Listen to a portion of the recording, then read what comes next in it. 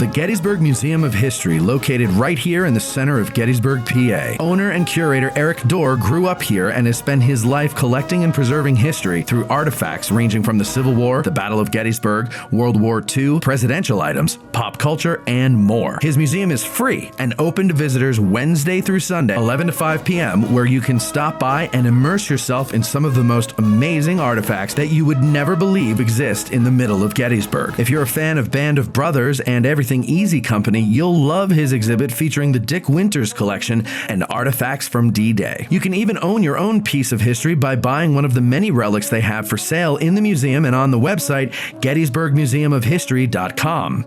The Gettysburg Museum of History is a non-profit 501c3 organization with a foundation that allows all purchases and donations to keep the museum operating and open free of charge. They have been featured on the History Channel, the Travel Channel, the Smithsonian Channel, and the Science Channel. Now you can check them out on American Artifact, the series on the YouTube channel, The History Underground. So that's the Gettysburg Museum of History at 219 Baltimore Street or the gettysburgmuseumofhistory.com. From the Gettysburg Museum of History Studios, you're listening to Addressing Gettysburg.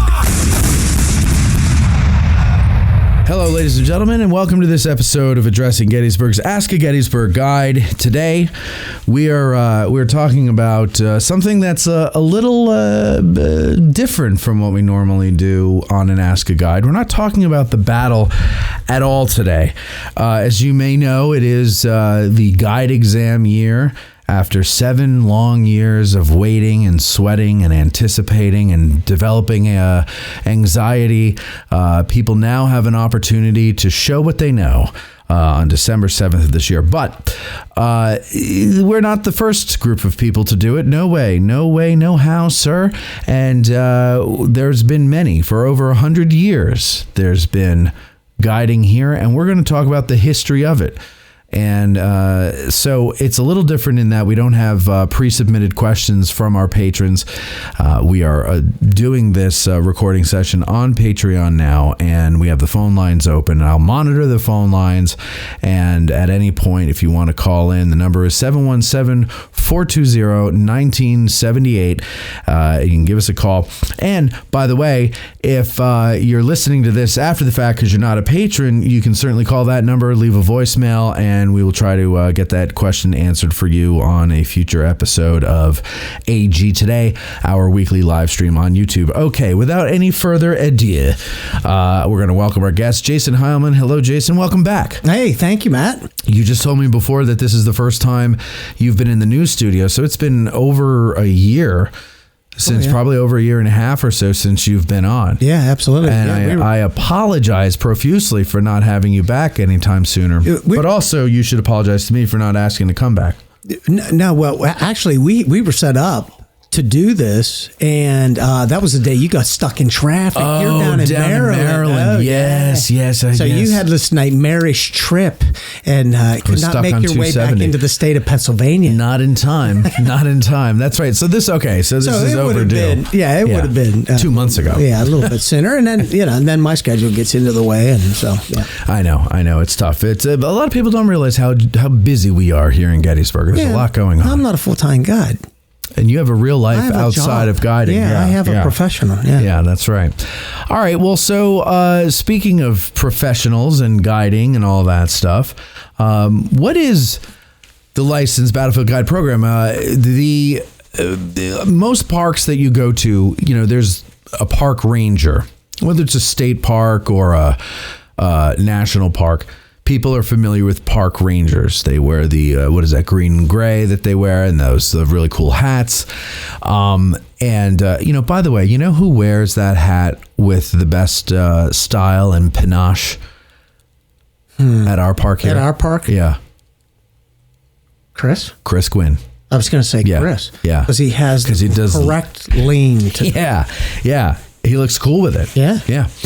All right. So anyway, people are familiar with that, but Gettysburg is unique because we have licensed battlefield guides, and often I talk to tourists and they use the word guide interchangeably with ranger. Yeah. They'll say ranger when they mean guide. They'll say guide when they mean ranger. But what is a guide? A guide is defined, and so I looked this up. A guide definition is showing the way by conducting or leading, imposing direction on another. Oh, okay. How about that? And here's a little bit more behind it. This is a process of directing individuals toward goals that have been agreed upon. Okay. Think about that. It's significant. So people come in and they say, so far, I don't want to pay for it. Can you take me Yeah. to X? Can you show me? You think about guides. Okay. Yeah. It's agreed upon goals. Okay. It involves providing encouragement, giving advice. In productive guiding, the guide is concerned with the progress and satisfaction of those who are being guided. So you can take a guided hunt.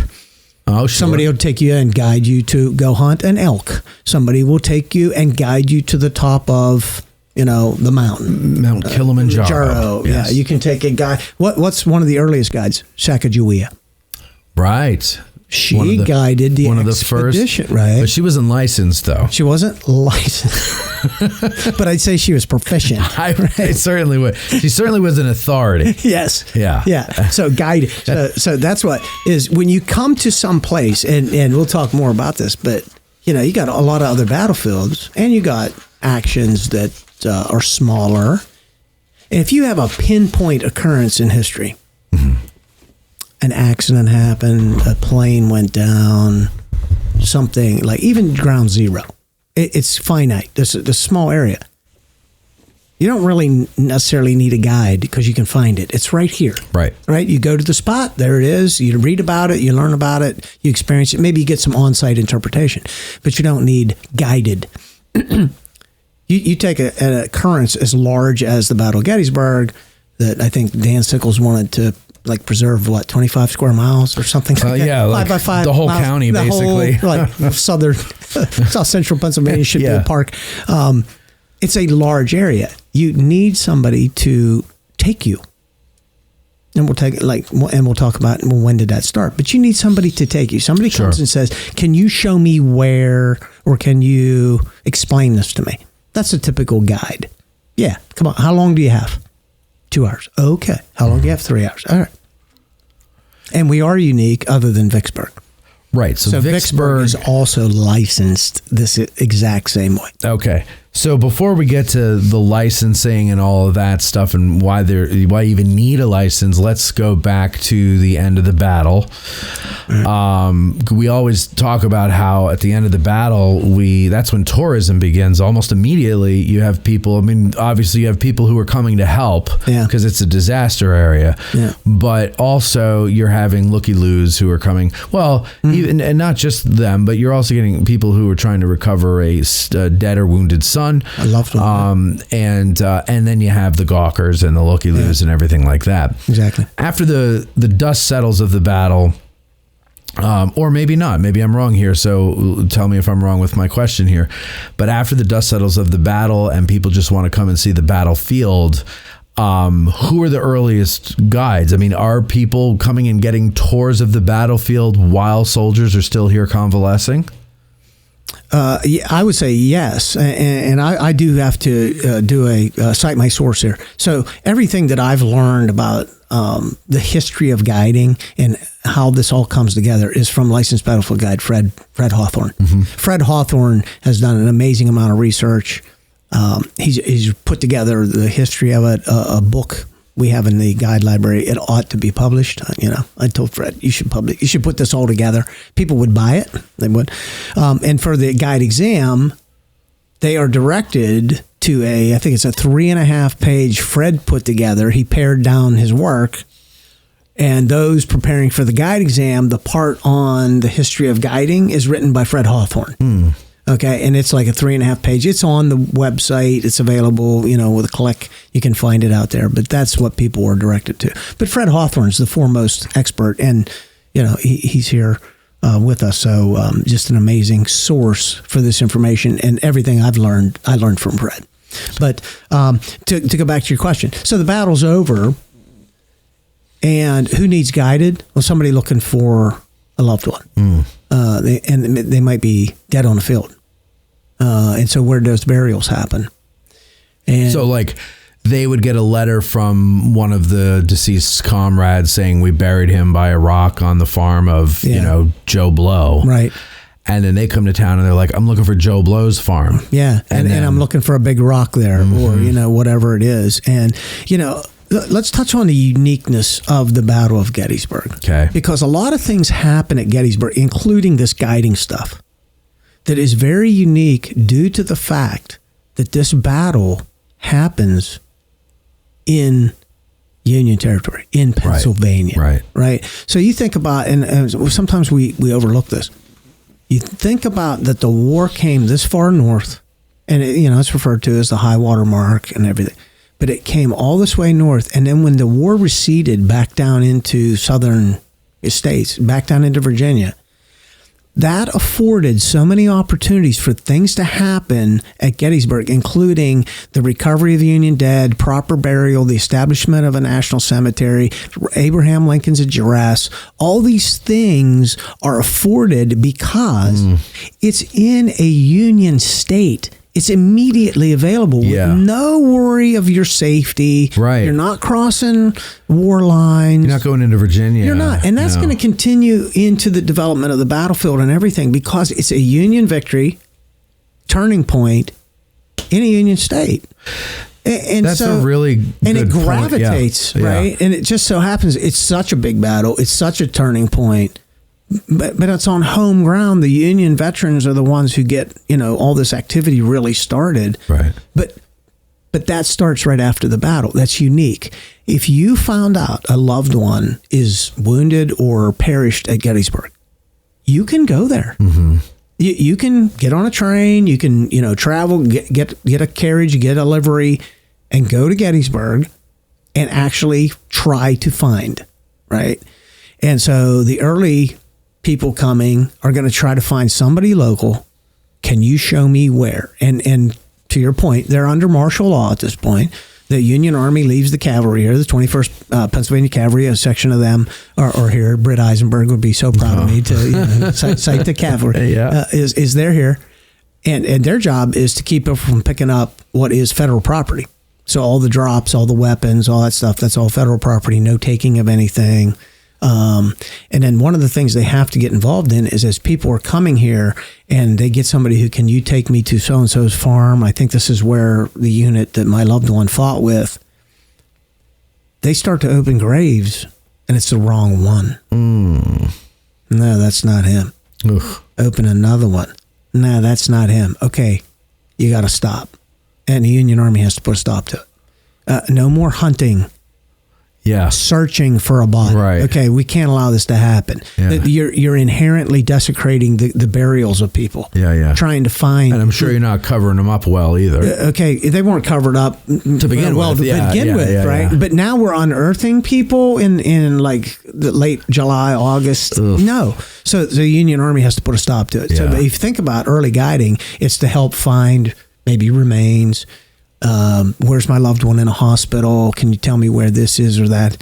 And so that would be the beginning of somebody providing a knowledgeable surface to take me or to show me where X is. So literally just guiding me to a spot. Who would these people be, these early guides? Would they be just any local? Would they be military men who are maybe like wounded but able to get around? Yeah, so the townspeople would have been some of the earliest. Mm-hmm. Somebody that was here or, lived here. And they can tell you, like, do you know where so-and-so's farm is? Yeah, I know that person. And would they charge them exorbitant rates? I don't know of any charging. I mean, because you hear about the armies complaining about them being charged for water or, a cake or something like that. I wonder if they would do that for someone who was... you got a nickel? You got a nickel, I'll take you down to your son's grave. Like, how horrible is that? But, I mean, at a certain point, you can't blame the townspeople if they did, because... how many hundreds or thousands of people are coming to town looking for a loved one? It's taking your time. And how much have you lost? Yeah, how much have you lost? You paid a cost. Yes, you did. For what happened here, right. Is what do people immediately think of? Now, how can I take advantage of the situation? That's what led to a lot of things being picked up is, okay, I've lost a lot. if I can recover in some monetary value, the value of something on the field, relics, weapons, whatever, and I can exude some money from it to recover what my loss is. Extract, I think you want to say extract some money. Extract some money. Yeah. Right. Now, as soon as the war's over, though, now we've got some veterans that were born and raised here. Yeah. Some veterans of the 87th Pennsylvania Volunteers, recruited in Adams County, Gettysburg. You have 2 veterans who come home, William David Holtzworth and another member of the exact same regiment, William Ziegler. William T. Ziegler. Now, Holtzworth is in the 87th Pennsylvania. He fights down at 2nd Winchester and is wounded there. Okay. But he survives the war. He gets wounded again at the Battle of Weldon Railroad in 1864. He survives that wound. And then he's going to come home to Gettysburg. So, and he's one of the earliest documented guide. So a person who has put himself out there as, hey, I can do this. You need somebody to show you where this happened, and show you the field in which it occurred. I can do that. And think about it. Who do we today pick? Who do the television shows pick to do the football game? Football players. Baseball game? Baseball players. People who know the game. I've been in this. Yes. I can explain it. Yeah. Okay, and I can put it in real terms. So even though I wasn't here, I'm a soldier. I can give you an idea. I served in the war. Yeah. Okay. So Holtzworth speaking from real life experience. Any of the boys from Company K? Not that you're aware of? Not that I'm aware of, no. Okay. All right. Well, so the 87th didn't fight here. So Holtzworth was born here in 1843, and he's going to become one of the earliest. And here's the thing: is he and Ziegler go partners in a livery. And I always find this interesting. Fred put all this stuff together, and when you read it, you go, "Oh yeah, that's pretty cool." All right, is how do you get to Gettysburg? Yeah. You got to take a train or long horseback or buggy journey. When you travel today, let's say by airplane is the most common, public transportation, but you could take a train. When you get to your destination, what are you lacking? Transportation while you're there. Ground transportation. Livery transportation. You got to rent a car, right? Or get a taxi. There's no car rent or taxis. Mm-hmm. So what was it then in the horse. A buggy. 1860s. Yeah. It's a horse and buggy. Yeah. That's a livery. Yeah. That's a service. So when you get here and you want to travel, be guided around the field where the fight happened, you need a conveyance. What they're paying for to begin with is conveyance. That's smart. So the drivers, the people who offer the livery service, that's how you get money is, hey, there's people coming, I'll give you a ride. Okay, so really Gettysburg Uber, the early Uber delivery is the first business. Yeah. But Holtzworth and Ziegler, but Holtzworth can do, I'll drive the livery and I can also speak to it. Right. But you're getting paid for the ride, not so much the guide. Right. Yeah. But you get a good guide with it. Yeah. Yeah. No, that's pretty clever though on their part because now they're making a business of it. And if you know town, okay, their livery is on Washington Street. So can you picture the 7-Eleven, Eagle Hotel, right? Just down the street, livery. Next thing down the street is where the 1884 Harrisburg-Gettysburg Railroad that comes through the McLean farm, comes down over the ridge, curves into town. That's where the train station was. So the train station's bringing visitors from the north, from the Harrisburg Railroad. Okay. Into town, they get off at the station. Their livery's right beside it. So the station that we know as the train station, that the foundation owns now, that's the one Lincoln came to. Yeah, that's the Hanover Junction. Right, so that's a different line. Different railroad. Yeah. The railroad I'm talking about is not built till 1884. They drive the Golden Spike in 1884. Yeah, okay. So at the time of the battle, there was only one station. Only one station. That's the train station, and it's a spur line. It's the Hanover Junction spur. So they get off the train. Now, wait, go back to the livery. Where was the livery? Are we saying in the direction of the train station, or was it down across Chambersburg Street? So the Ziegler, it's called the Ziegler Holtzman livery, is in between where the Eagle Hotel would sit and toward the college. Like Agway? Yeah, there's a bank. Or where Antica Napoli is. Delicious pizza, by the way, ladies and gentlemen. You when you come to town. Antica Napoli. Yeah. Antica okay. Napoli. So that's where the livery was. Yeah. Okay. Yeah. And then the train station is on the tracks. Yeah. Just beyond it. Brilliant. Yeah, you're well, but I mean, I guess that's the way it was back then. Service, you put it you're right gonna by put it right by it. Where do you put it? Where do you have your Ubers parked? At the airport. Right. Of course. Yeah. By the mass transit. Right. Okay. So these guys, they've got their little business going there, and they're saying, "Oh, we'll take you around too. We were in the war." Blah blah blah blah. Yeah. Time goes on. Interest in Gettysburg, I'm sure, is growing as time goes on. Yeah. Right. People are coming here. What is the type of character that they're encountering who is offering to be a guide to them? What is happening? Because where I'm getting is whatever's happening is going to lead to the federal government stepping in and really making things fun. Yeah, it's going to take a while for that. But if you go back, so as early as 1878, the Pennsylvania Division of the Grand Army of the Republic. So this is your Union veterans. Okay. This is the Common Veterans Organization. It's your VFW. Okay, that's Grand Army of the Republic. The Pennsylvania Division of that in 1878 held their first, what do they call it? Annual state encampment here at Gettysburg. And in the next 16 years, they're going to have 14 of them here. So really, it became a routine for the Pennsylvania Division annual state encampment to be held at Gettysburg. What's that going to do? Every year, people are coming here.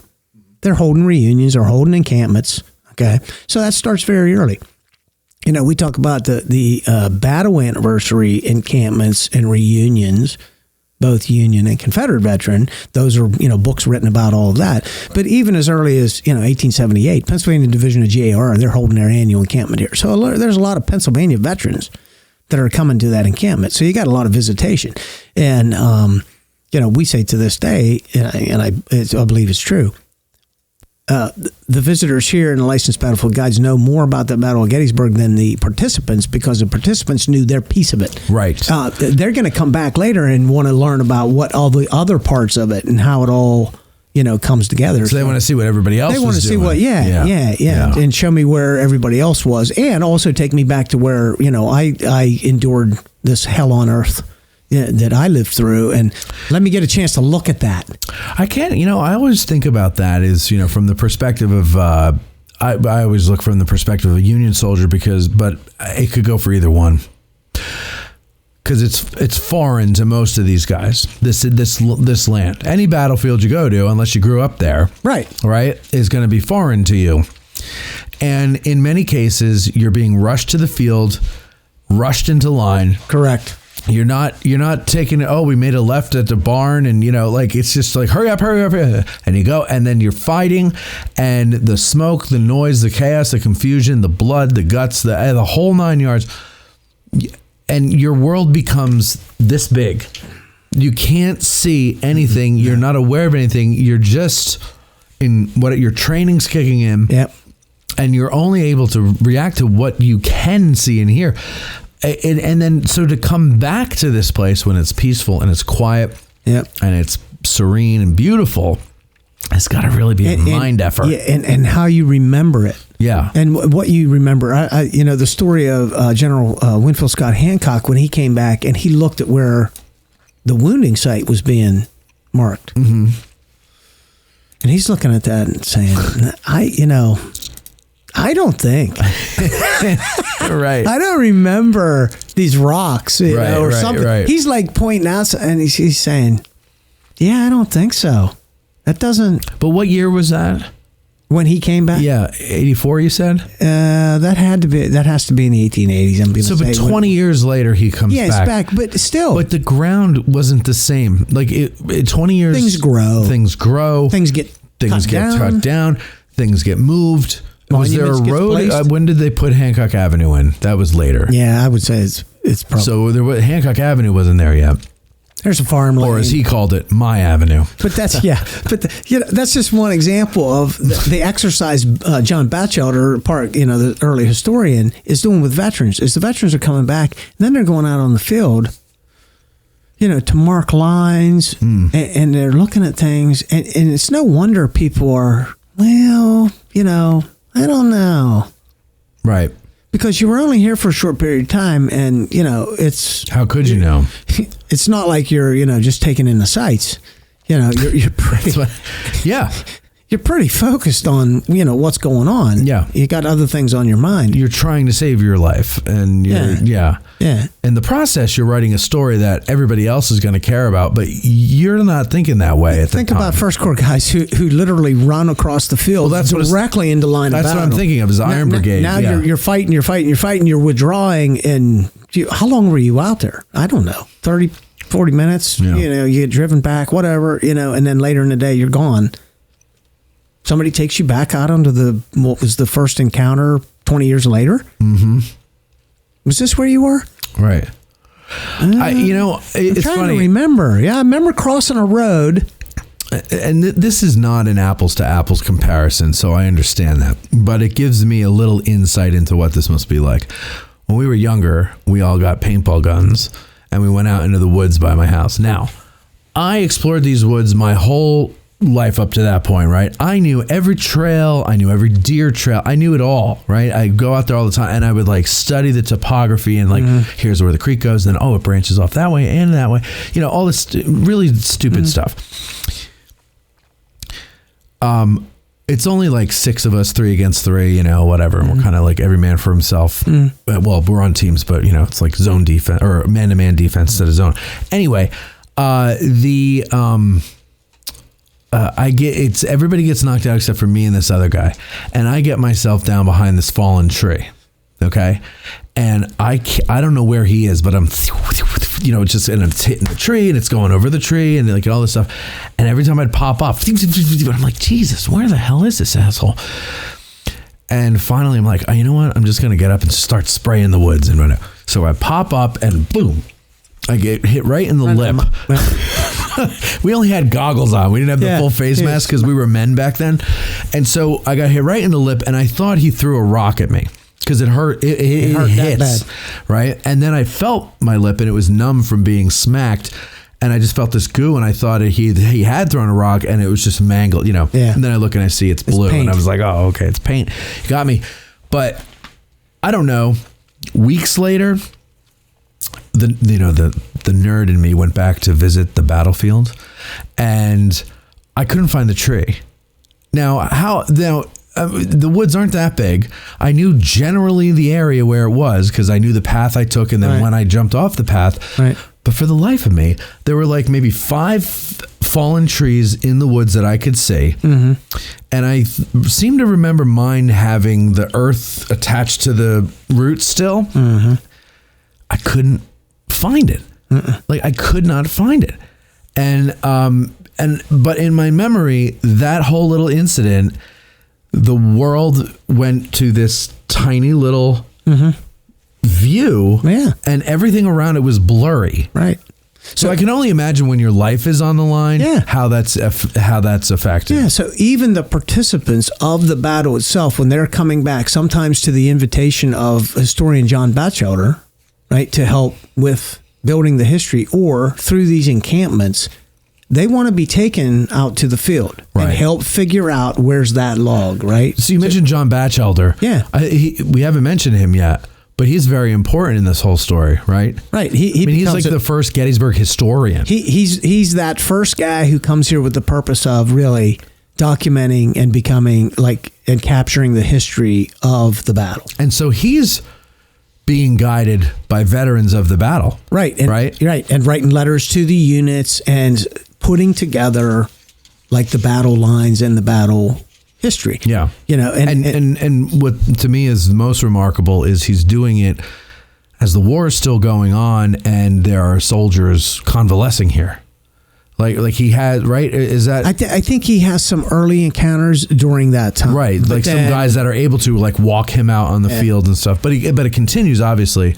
The main efforts will come even after it becomes the Battlefield Commission, 1895. It becomes Gettysburg National Military Park, and then their charge is to mark all the lines, right? Mark and document all the lines. But okay, so now back into the early 1900s. Then. But in an early publication. This is right taken out of a newspaper. Guide to the Battlefield. As a guide to the battlefield is very necessary. The reader is directed to Major Holdsworth. That's David Holdsworth, right? Who is the best posted man to be found, and thoroughly affable. Okay. So he's knowledgeable, and he's an affable person. So we're going to talk, different times about what makes a good guide. But he's the best posted man to be found and thoroughly affable. He makes the great story of the battle most absorbing and tells it in such a way that the listener is not confused and is able to grasp the salient points of the conflict. Major Holdsworth can be found at the Eagle Hotel, Gettysburg. So what's interesting is even back then, was you and I were talking before we started recording, and we were talking about, advice for prospective guides or aspiring guides.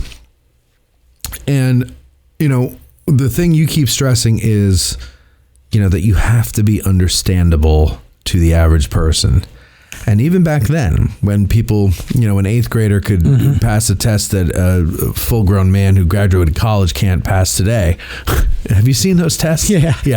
It's amazing. But even back then, you needed to, I don't want to say dumb it down, but for lack of a better word, simplify it. Make it understandable. Make it understandable. Correct. And that was an important thing. Okay, but so we digress again. So we're trying to get to what were some of the examples of the bad behavior that caused the federal government to legislate? Yeah, so if we fast forward to the 25th anniversary reunion, so we're going to go 1888.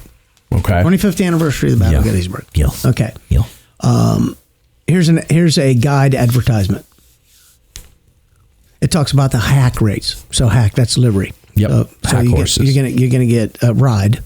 You're gonna get your rate. At the bottom of this notice, it says, at the time of the reunion, the town will be filled with hacks from all around the country. So due to the size of events here, there's not enough local, everyday volume to be able to handle it. Mm-hmm. So when they would hold such an event, it's like Uber. Yep. When there's a big football game in a town, people come with their flocks. Uber. They come in, they're there for the event, and they go back home, right? That's what happens here. Is this town will be filled with hacks from all around the country, the owners of which hope to make all the money they can. They cannot be regulated, charge what they please, and Gettysburg gets the blame for it. There will be hacks from places 50 and 60 miles away. Most of them will deal fairly, but some will take advantage of anyone. Well, now, so what's this? This is buyer beware. Let me quibble with this assertion here that, in other words, they're saying they're price gouging. Is that what they're saying? Yeah. But if I'm coming from 60 miles away and I am taking my hack horses with me, did they have big F1 or F250s with horse trailers back then? Nah. How would they do it? They would like in a herd, right? Well, how would they get them here? Train? They probably brought them here over the road. My point is, it took them 4 days to get here. Whatever. It's like gasoline, right? If you live close to the ports, it's cheaper. If you live further out in the middle of nowhere, it's more expensive because it costs more to get to you. So they're not here to do it for free. No, of course not. Why would you? But what they're saying, that their advice to the people who are coming is just be cautious, and understand, that's what you're going to encounter. Yeah. There's going to be a lot of people coming in here to offer their services. Buyer beware. A lot of people are going to treat you fairly, but there may be people who are just trying to take advantage as well. Okay. Okay. All right. And I mean, I'm sure there were people who were legitimately trying to take advantage. Yeah. But if to say that a person coming from 60 miles away is, because he's more expensive, he's taking advantage of the whole thing. I think is a little unfair. But you know what? These people are all dead, so it doesn't matter. The closer you are, the less overhead you had, the less it costs you. I mean, I can understand people aren't going to charge the same rate. Sure. You know. And by the way, I'm not trailering automobiles here. I'm walking my horses. That wears them out. And I have to take them home. I got to take them home. I got to feed them. I had to pay somebody to stable them here, feed them here, water them here. I would almost say it's not worth it for me. I can't make enough money to do it because then I would have to charge way too much. Correct. So that's 1888. And then a number of things happened immediately after that. So the Gettysburg Electric Railroad Company is chartered in 1891. Our William D. Holdsworth dies in August 21st, 1891. So Holdsworth's no longer on the scene. Guess what happens in 1895? The Sickles Act creates Gettysburg National Military Park. Remember the 25th anniversary, 1888. That's before there is a military park. Right. That's Gettysburg Battlefield Memorial Association property and monumentation. Okay. GBMA transfers their holdings to the Gettysburg National Military Park. Henry Ford manufactures his first automobile on June 4th, 1896. This is going to usher in a change of times. Okay, so in 1900, there were 4,000 automobiles manufactured. By 1913, the 50th anniversary of the Battle of Gettysburg, there are almost 1 million automobiles that have been produced. Wow. All right. Yeah. So the nature of things is going to start to change from the only way you really come to Gettysburg is by train. Okay, 1884, there's such an interest in people who want to come to Gettysburg that it warrants a passenger train from Harrisburg down to Gettysburg. That's how you get your Harrisburg-Gettysburg line. That their station is there on Washington Street. Okay, you also have the Hanover line that's here. And so you got the public transportation, you got local livery. Now the way that people can come to the battlefield, tourism, is changing. Now if you come, you have your own transportation. I don't have to talk to anybody. I brought my own car. Yeah. Okay. So that's interesting that things are now going to start to change, that you don't have to have a driver. Early on, everybody had to have a driver, and then you get a guide with that. Right. Okay. And early on, those were two different jobs, two different roles. You're either a hack driver or you're a guide. Right. Okay. And so keep that thought. So like today, you're either a bus driver or a guide. Or the guide. Yeah. You're not both. You're not, no. Yeah, you're typically not both. Okay. So when you go to the 1913 50th anniversary of the Battle of Gettysburg, of course, highly attended. Here's where we start to get into the quality of guiding. Okay. So we've already brought into question people who are charging different exorbitant amounts, maybe trying to take advantage of people. But here's a quote from somebody who attended the 1950th anniversary of the Battle of Gettysburg. And it's estimated, Fred pulled information that says maybe nearly as many as 100 people were guiding. 100 were guiding at the 50th anniversary of the Battle of Gettysburg. That's pretty crazy. And there's a Eagle Hotel advertisement. It has right on it, secure, reliable guides. Right on their advertisement. You can get reliable guides at the Eagle Hotel. And this was a quote by one of the participants. I have heard some of the best descriptions given by many guides, and I have also heard some of the worst. Some of these guides who have teams, not the Microsoft teams, by the way. How much easier that would have made things back then, though. Have never made a historic study of the field and obtained what little they know of what took place there. From a smattering of stories they picked up, or from what came to them from their own conceptions, ideas, and exaggerated rumors. Okay. The visitor arrives and is immediately surrounded by guides soliciting patronage. Some of these are good, but most of them are poor and illiterate. On my last visit with some friends, the guide took us to the angle first, which, by the way, that used to be the way to do it. You started at Hancock Gate and went down south on Hancock Avenue, and the angle was first. Was that because the visitor center was there? That was a tour route. Yeah. Thank goodness it's reversed. I'd hate to frame it that way. Yeah, right. I'd have to come back.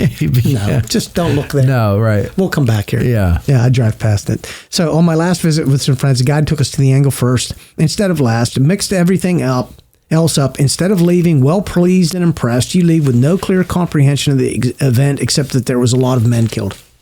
How'd you like that to come out of your guide? Yeah. Right. Yeah, I got confused. I don't even know what order it happened in, but there's a lot of people died there. Right. What? So and this is still before they actually pass the legislation. Oh yeah, right? no, So this these is are the all leading up complaints. to these are all complaints. We're still in the early days, 1900s. We're not going to get to a guide exam until 1915. Right. I wonder what some of the for these less learned guides, like what the numbers they were giving were, like how many people died, and because a lot of people to this day think that 51,000 casualties means 51,000 dead. Yeah. And I wonder if that was still the common misconception. They're back over exaggerating then. things. Yeah. And those are assumptions. Nobody's going to prove you wrong. Yeah. This subject here is a little out of order, but I don't want people to get impatient and hang up when they're in the queue. Okay. 6Q, by the way, 6 questions. Lentz is on, and he wants to ask about guide uniforms. Go ahead. 6 questions. Yeah. So I know that, of course, we're getting to the licensing and, of course, the federal statute about licensing the guides at Gettysburg. But some of the questions I have are about uniforms. How early were the uniforms stipulated that guides should be wearing, and what were some of the requirements that they were to wear? I have a feeling he knows the answer to this already, Jason. Do you ever get that sense when you hear 6 questions? Not like I haven't He has such good questions. Hey, Mike, by the way, hey, thanks for calling. Yeah. So after the examination, that's when the uniform is going to come into play, and it's going to look like a military uniform. Yeah. Yeah. Almost like a cop Yes. back in those days, because you had the hat. And keep that thought, and a badge. Right. Which you still have a badge. Which we still have but a you badge. wore it back then. Is that not correct? It was Yeah. on your chest. Yeah, a lot of us wear it on our belt. Right. Some have a pocket holder for the badge. But it was also at times there was also the emblem was on the hat. The hat, yeah. It was right here in the middle. Yeah. I think it wasn't no baseball cap. It was like a real copper hat. It looked like a military officer's hat. Yeah, it was a pretty cool uniform. Yeah. And they've gone through uniforms, different variations of uniforms. There's one with the bloused pants. Yeah. With the baggy pants with the gaiters. Oh, yeah, They come up, look like World War I I. haven't seen that, but I was going to say, must have been about World War I, right? Yeah. And so you look, very, very official with and they also wore their 9-star pointed badge right on their chest. Yeah. Okay. This is also going to lead to some poor behavior, because when they were in that uniform and they had that badge, and there was no stipulation at that time of how you could get tours, how you could procure tours. So the square in Gettysburg was a show. A what? That was a real show going on down there, because you got guides. Yeah. And they would actually use their badge and step out in front of vehicles. And people thought they were police. Of course. That's law. Okay, so they stopped the car and they said, "You need a tour, don't you?" Oh, God. Can you imagine? Yeah, hey, I can give you a tour of the It's battle. hard enough I getting through that stopped because square. I thought you were police. Right. Okay. Yeah, right. How many people said, "Oh, thank you for scaring the shit out of me. Yes, I'd like to take actually- a tour. Hop in." Actually, now that you mention it, we are looking for a guide. Yeah. Please, nobody did that. Jump on the running board. Right. And they would jump on the running board, hold on to the mirror. Okay, go ahead and go. You don't have a seat for me? I'll ride right here. Okay, turn right here. Those were the days, man. Yeah, those are the days. Could you imagine doing that today? Nobody has running boards. The town had to pass an ordinance, and I got it here somewhere. Okay. Town council passes an ordinance restricting solicitation methods. Guides are forbidden from stepping more than 2 feet from the curb. That's in the ordinance. They are forbidden from stepping 2 feet from the curb in pursuit of a trip, and they called it a trip, a guided tour. Right, a trip. right. Okay, but at some point too, they have to, in terms of that uniform, Mike, they have to take the badge away from them, because the star badge is being used in a negative way to put yourself off as some sort of law enforcement stopping vehicles, and so they take the badges away from them. So, but now we're jumping ahead to jumped ahead, yeah, just because of the question there. But this at first is not one of the problems. This is not one of the problems that leads to the licensing program. But this is a problem that since leads the to licensing. rules. Yes, Yeah, okay. after So initial licensing, then comes a lot of other rules, and we'll get to that. that we just like accept today. But you wonder, why I have to get my torque to VC or certain things. I'm not just and why do you not see guides with their own guide pages? Like if you want to book a tour with me, right? Click here. Right. Well, you're jumping ahead. Don't jump ahead now. Right, let's right. Okay. Yeah. All right, Mike. Anything else on the uniforms? Yeah. So about 3 or 4 different iterations of uniforms through the years, Mike. But early on, shortly after licensing, they did want them to look all the same. So they're very official looking. They're badged, same hats, color tops and bottoms, and then they'll go through various iterations of that to the current format, which is the gray slacks with the blue shirt. They were probably wool too, weren't they? At various stages, there's a wool pants and wool top. Ugh. Can you imagine? Go ahead, Mike. And so the question I have following that up is, you're having that issue of you're having to license the guides now. The uniforms were there, and this seems like a very stupid question, but the uniforms were there to distinguish the licensed guide from everybody else, right? Yeah, so it's recognizable that if somebody's out there providing guiding, they're not in uniform. You're not in uniform. That's unlicensed guiding, right? What they refer to it today, and so you might be able to pick up on that. They don't have the badge. They don't have the credentials. That's how you could enforce it as well. Yeah, so, good point, Mike. All right, Mike. Thank you very much for the call. That's it. Okay, all right. Thank you. Have a good one. See you later.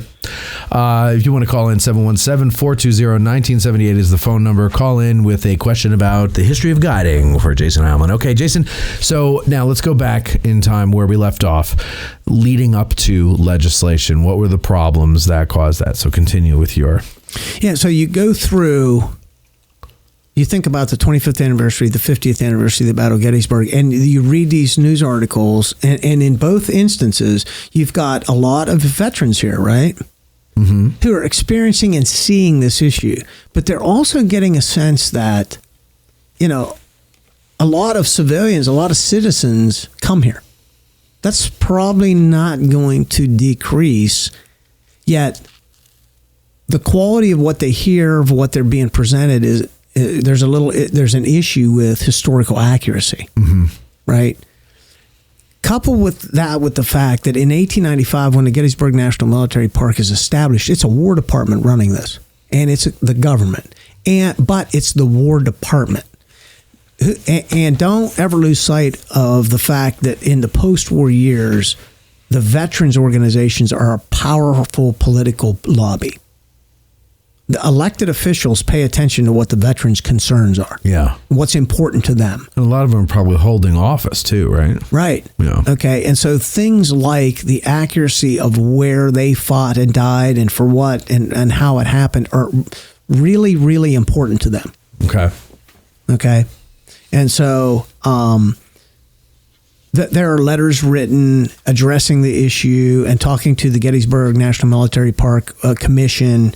And one of the letters written back from the acting Secretary of War, Breckinridge was his last name, is in regard to a letter of August 23rd. This is in 1913, so it's after the 50th. So this is in the wake of the 50th anniversary. Okay. Regarding guides for the Gettysburg battlefield, you'll remember that on the occasion of one of my visits to Gettysburg, I made... the same suggestion, to wit, that only licensed guides should be permitted to ply their trade on the battlefield, and that the prerequisite to such a license should be an examination as to the knowledge of the battle. If you will draw up the proper regulation, I shall be glad to approve it. He wrote that back to the Colonel, I think it was Nicholson. John Page Nicholson, who was one of the early battlefield commissioners. And so there's this whole issue now being addressed by the War Department, by the government, of this issue of, who should we? It's our park. We have the authority. Do we have the authority to govern this, to regulate this? We want to, but do we have it? So we're going to have to actually make that official. So they're going to have to draw up a regulation that gives them the authority, that spells that out. That yes, as a matter of fact, in the operation of these parks, that's part of what our authority is. And so they draw up a government regulation, federal reg. And in that reg, it states that no person shall be permitted to offer their services or to act as a guide in any park unless licensed for that purpose by the commissioners or superintendent thereof. Now, notice it doesn't say Gettysburg. Right. Because it's a military park. This reg can to this day be applied to many other places, including Antietam and other battlefields. They're just not. Wait, read it again slowly. Okay. No person shall be permitted to offer their services, money, paid, or to act as a guide in any park unless licensed for that purpose by the commissioners or superintendent thereof. Superintendent applies today. So, this is interesting because technically, I can't say to my friends, guys, let me take you around the battlefield for free. Because it says, what's the second thing? It says offering services or to act as a guide. Or to act as a guide. I think the interpretation today is as acting as a guide is for monetary purposes. Well, they're both compensated. They're both for monetary purposes. Then, so what's the difference? Why would you say it twice? The way it's enforced today is you can take the way it's enforced. A teacher can bring their school bus here, and they're not being paid specifically to act as a guide. I understand that, but really, the English version of it is you can't even take your kids around. It sounds in this like, hey, don't be doing that. Right, but I think because you're ill-equipped to do it. I think if from the veterans' point of view. Not that I know their point of view, but if I were one of them, I wouldn't even want that. I wouldn't even want Matt saying to his friends, let me take you around the battlefield, because what I did is so important. I don't want some idiot misrepresenting it or whatever. Explaining it to your family and you don't know what you're talking about. You know what you're talking about, because then that misinformation is getting out there. I'm so sick of that word. That incorrect information is getting out there. And it's just interesting the way it's written, because they don't enforce it that way today, right? But and it's unenforceable anyway today in that regard. It's like how are you? Who's going to go after everybody that points and like, oh my God, get them? You got to bring a binder, right? Yeah, what's in the binder? Right, exactly. It could just be studying with your buddy. Are you paying him? Exactly. It's too much. If you're doing it for free, you're not breaking the law. No, right? Well, but you are. Yeah, but you're not. And it goes on to say that they shall be furnished with an official badge, Mike. There's your official badge. Official badge as evidence of their authority, which shall remain the property of the United States. These badges to this day, if I quit, you give it back. You have to give it back. It's not my badge. Right. They want that back. Shall be returned to the park authorities upon revocation of their license. Okay, so if I quit or get, unlicensed, then I got to give the badge back. Yeah. Because that's still the sign of my authority. Well, that is interesting. Somebody in the comment section just said the Gettysburg National Military Park's interpretation of that reg based on the current standards is by the letter of the law. So no more scouts or students without an LBG. Get out of here. And they're not going to do that. That one, they can't. That's so unenforceable. Like, there's no way. You'd have to stop every person you see. Yeah. And I always go, me personally, this is just me personally. I don't get too awfully bent out of shape about it, because to me, it's not about the money, but it is about the message. Yeah.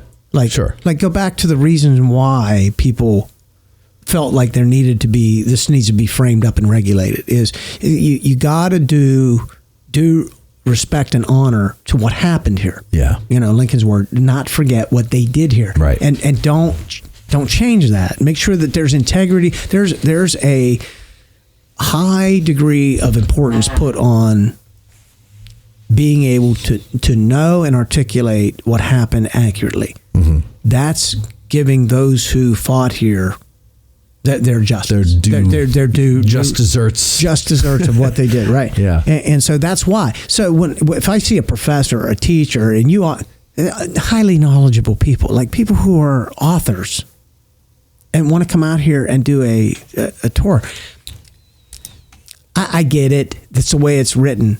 But are they going to do it just desserts? Are they going to do it, give it the right respect and interpretation? Yeah. They are.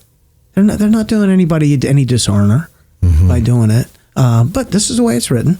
And so, through a lot of the CUAs and special permits today, you got to use a licensed battlefield guide. So they're coupling a lot of things with guides. Yeah. Okay, that's fine. Yeah. That's fine. But if you got a professor from, such and such college and they're doing Civil War studies, I think they've done their homework. Yeah. They know what they're doing. Right. And so, I personally don't get caught up in it, but that's the way the reg is written, is that should be the way it's handled. Well, let's talk to another caller here. We have Eric, who wants to talk about the greatness of his cleanse, which I don't think is what he really said, but the auto screen often gets that wrong. Eric, you're on the air. Go ahead with your question for Jason. How's your cleanse doing? Yeah, I don't know what that was about, but are you losing any weight on this cleanse? I hope so. So this might be something that you were going to get to, and it might be a little bit out of order, but I got to go to dinner here in a little bit with the family, so I wanted to call in and ask now.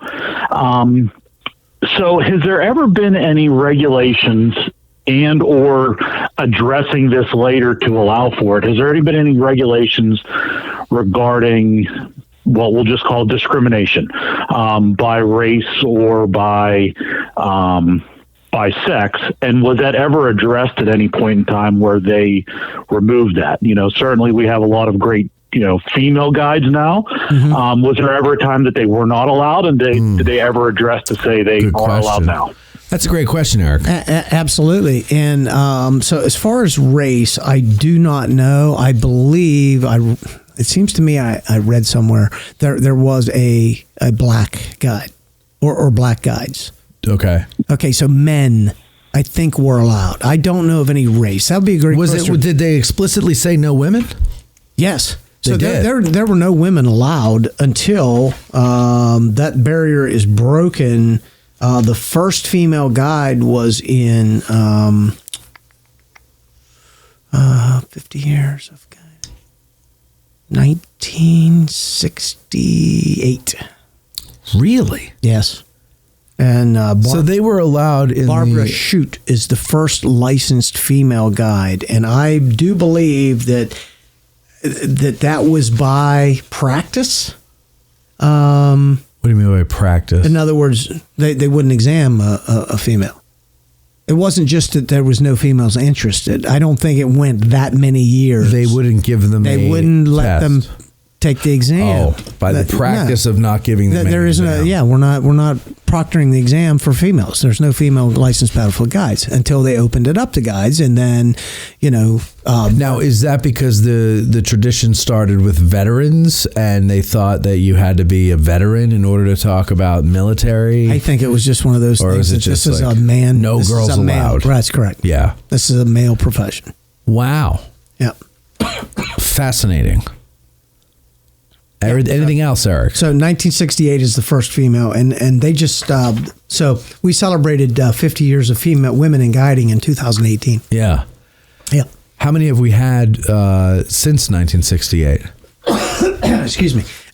It was interesting. So in 2018, there had been 50 women guides. In 50 years. 50 years, 50 women. Yeah, all right. Yeah. And then all the active ones, they got together and they took pictures and everything. And I wear the pin, the 50 years of female women in guiding. Do you? On my dress uniform. Okay. Mm-hmm. Yeah, because that's one of the big historical things in guiding that occurred while I was a guide. I never want to forget that. Now, you mentioned a dress uniform. So there's a different uniform? Oh, yeah. We have what we call a Class A dress uniform, which is the light blue shirt with the gray slacks, but a tie, and it's all the same tie. It's a striped tie. Oh, and the blazer. And then the blazer with the guide emblem on the left chest. Yeah. Kind of like the PGA jacket. Yeah, so that's our what they call our Class A dress uniform. Okay. Like there are still guides today. I was talking to the guys out there today, and they were wearing a tie. Just giving a tour? Just regular tours, and they wear a tie every day. So they wear the tie with the shirt. I don't see any guides today wearing the blazer, but you can. Yeah. You could wear your dress blazer, during tours. Huh. Okay. Very good. All right. What else now? So now let's go back. Sorry that the questions take you out of order, but you got to get to dinner. Thanks for calling, Eric. Yeah, exactly. Thank you for calling. Get to dinner? And that's the thing. I don't want people to, hang up while they're waiting. Yeah. So this, because of the bad behaviors, right? Not misinformation, pricing, the government steps in and says, you know what? We got to make sure that we license them. Let's get the regulation written. We're gonna do a knowledge exam, okay? And then the next step they're going to do after we cover the knowledge exam is going to be pricing. We'll set the pricing, and not everybody's allowed to charge whatever they want for whatever, Right. So that's the other thing that will become regulated. So if you think about the bad behaviors that were witnessed in the early reunions, 25th, 50th anniversary, leading up to the first exam of 1915. Now that first exam, who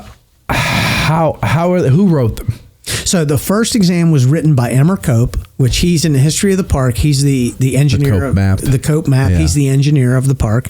And William Storick, which was an early, I think he's on the commission, but he's a member of that commission. But William Storick's background, I think by profession, he's a forestry. He's in forestry, and you think, why is it forestry? But he was an educator. Right. So he has a background as a teacher. Yeah. So he's got that perspective of writing a test. Emmer Cope knows the battle. Have you ever seen any questions from the 1915 exam? It's in some of the stuff that Fred has written. I've seen it. He has some of those questions. Yeah. They're pretty tough. It's pretty what? And the first exam was red.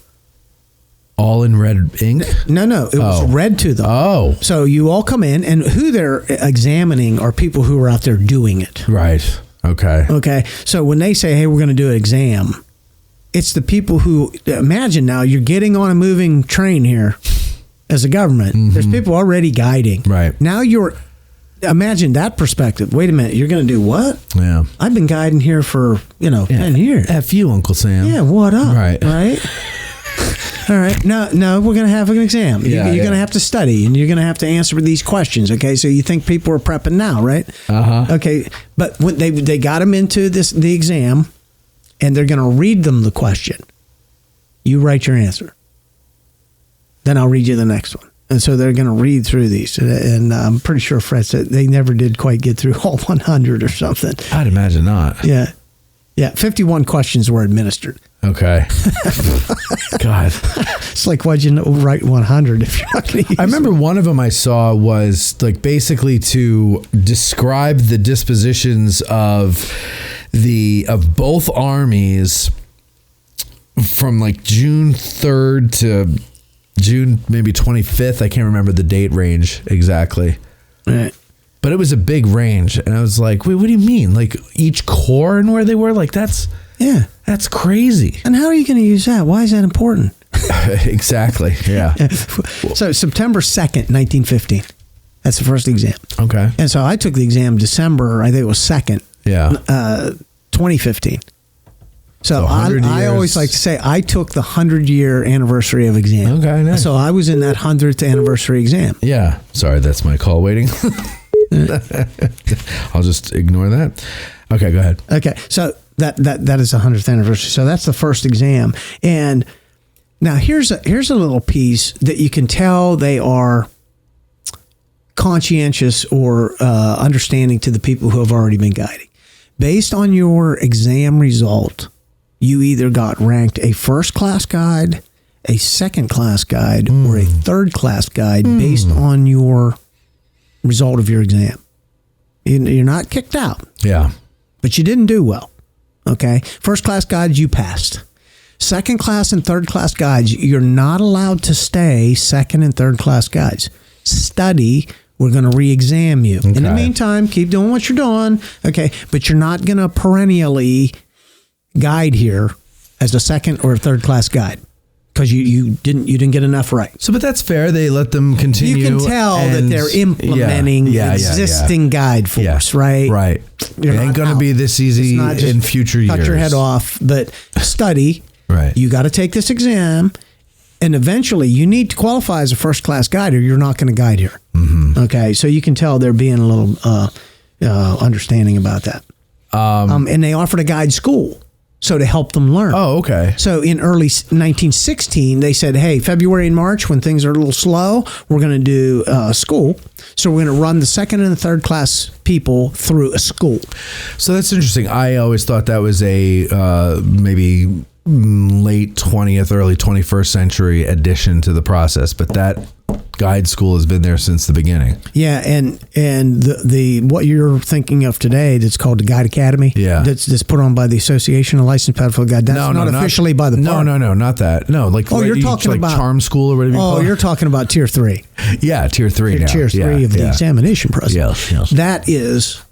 That's not so much knowledge exam, though. Oh, this school I'm talking about, they're teaching them information. Oh, so they're not teaching them how to guide. Hey, you obviously don't know enough about the Battle of Gettysburg. Right. We're going to have a class for you. You got to take schooling so you can understand, the facts of the Battle of Gettysburg. Okay. So they're actually helping them officially, helping them through so that they can pass the exam. And like I said, you don't see that today. That's all on your own. Yeah. You're going to come here, you come prepared. We're going to give you the exam questions. If you don't get them, you don't qualify high enough, that's on your own. But come back the next time. At this point, at least, they're trying to bring everybody into the fold of what they want it to be. So they're kind of being a little more lenient and accommodating. Yeah, I like to say they're improving the existing workforce. Right. They have a workforce. They're meeting the demand. These are the people who are guiding. We're strapping an exam process on you. Yeah. Okay, you need to meet minimum qualifications. Those of you who didn't, come in February and March, we're offering a school, but you're going to be re-examined. If you don't qualify as first, eventually, we're going to enforce this. You're out. But we're giving you ample notice. We're giving you an opportunity to improve your knowledge, and then you'll be out. What would the fine have been if you were caught guiding without a license back then? Yeah, so the enforcement of unregulated, unlicensed guiding began October 17th of 1915. Okay. That's when the first time when they said, hey, if you haven't taken the exam, if you're not a first, second, or third class guide, we better not catch you out there. So they give it in September. They enforce the law in October. Because we have our first, second, and third class guides. And they're allowing them, the people who've been examined and passed, they're allowing them to continue as they've been going. So it's okay that they, okay, right, gotcha. Yeah. Huh. Yeah, and that's interesting. And there is a fine. I bet there is. There is a fine for getting caught. I'm sure there without is. without proper guiding. And so here's the rates. The summer of 1917. Wait, let me guess. Go ahead. What do you think it is per hour? Is it a 2-hour tour, or was it just give me a per hour? A per hour, or you can give me a 2-hour tour. Is that how they sold them back then? 2-hour tours, like they do today? They have it priced for the first hour and then the second hour. Oh, so it's like you get a discount on your second hour, right? $1.99 the first minute, 99 cents each additional minute, that type of a thing. Oh, Matt, so it's $2. You're an entrepreneur. You're close. That's $1.50 for the first hour, $1.50 and $1 for the second hour. Okay, so it's $2.50 for a 2-hour tour. Wow, that's a deal, man. Man, Auschwitz, that's something. But I mean, and if there's a bigger group, now catch this. There's three levels of tour pricing. You got 1 to 6 people, 7 to 15, and then 16 and above. Right. Today is that there were volume rates then. Okay. Caravan was $2. So if you got a caravan of cars, $2 for the first hour and $1.50 for the second hour. And a caravan would just be 2 or more. More than one vehicle. Yeah. And what are we doing today? 1 to 6. How many people fit in a typical car? Yeah, 1 to 6. Yeah. Now we just doing it by hand. Let's talk to Chunky. Chunky, you're on the air. Hello, sir. Yes, hello. Calling from Australia. Chunky is calling us right now. Go ahead, Chunky. What do you want to know about guiding? I have many questions. You just give us one. Take them one at a time. Well, okay. I've got 2. He's been looking into the history of guiding, obviously. What's his most favorite? Like, if he could witness or even do a tour personally in an area of the guiding there in Gettysburg, what would it be? Like, in other words, what era of the park's history would he want to watch a guide give a tour in? Yeah, or even give a tour. Like, is there a part of that history of the battlefield that would be most interesting? Yeah, I think I understand your question. So my answer would be in that post-war era, I would say, of monumentation, when the actual veterans were coming here. Oh yeah, the generals, like Longstreet's here, Sickles is here, the big participants, that's a good veterans, answer. Yeah, right. I'd like to be in a carriage with some of those folks. Sure. Yeah, like in that Holdsworth era, where Holdsworth's still in the livery, and you see the famous people getting their picture taken, being taken around. Done double standing I'd stuff. like to be there. Yeah. During that era. Sure. Yeah, that's a good answer. I like that answer. So that would be my answer to that. What? Anything else, Chunky? Chunky's real name is Grant, but he likes. What about you? Do you have an answer as well, Mark? No, I don't. I never really thought of that. I mean, I guess it's pretty lame. I would just agree with Jason. I would like to come here when the veterans were coming here and see what they had to say. Because I mean, yeah, I mean, otherwise it's all hearsay ever since then. What? Yeah. What, Chunks?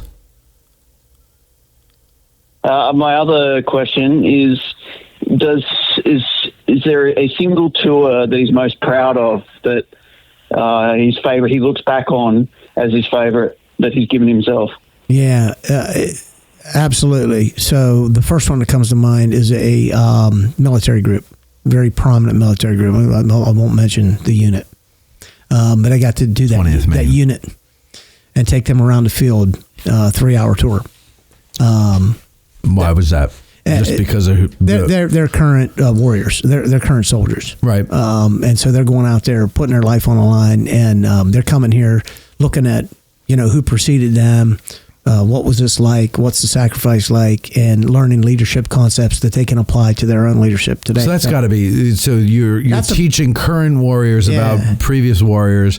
That's got to be something to witness. That's a flattering moment for me. We have a lot of guys that are veterans. So, I mean, I think about, Colonel Rob Abbott. Colonel Rob Abbott. Doug Dowd. Doug Dowd. Another colonel. All these colonels. Yeah, I know. He's high ranking. Yeah, really. Right? I'm a civilian. I'm a citizen. I've never been in the military. But for me to do that's pretty flattering. That's an honor. That's a privilege. And the other one I would say is a direct descendant of a participant. One of the generals. And I did. You won't say who? Gary. Oh, Gary. Nice. Okay. Yeah. So I had Gary's descendant. And they said, can you show us where, and they didn't know they had a monument there. That Gary had a statue. Did they know that Charlie Fennell dedicated it? No, and they didn't know that Gary marched. That Gary's division marched straight down to Baltimore Pike and got lost. They went shopping. Marched away from the battle. So I had to strap that on him. But yeah, So those are the two. That's my answer. Chunky, right? Chunky. So what time is it in Australia right now? It's like 3 days from now. That's my name. What time is it, Chunky? What time is it there? About 8:30 in the morning. Yeah, I was going to say. We're his morning show. There you go. Yeah. He constantly listens to AG Today on Thursdays. Yeah, and I've been guiding for 8 years, so that's my most memorable one, is the military unit. I went on a staff ride. I was fortunate enough to be invited on a staff ride by a listener that Rob Abbott gave. Yep. And here we have current serving military men listening to a staff ride given by a retired Marine colonel. And of all the tours I've gone on, this was my absolute favorite. And I had to leave early because I had a recording or something to do. I can't remember what it was. But I didn't want to leave because it was so fresh. It was as if I had never been here on a tour before, because I'm hearing a military man speak to military men about very real, very practical military concerns and needs and things, and just simple things like adrenaline.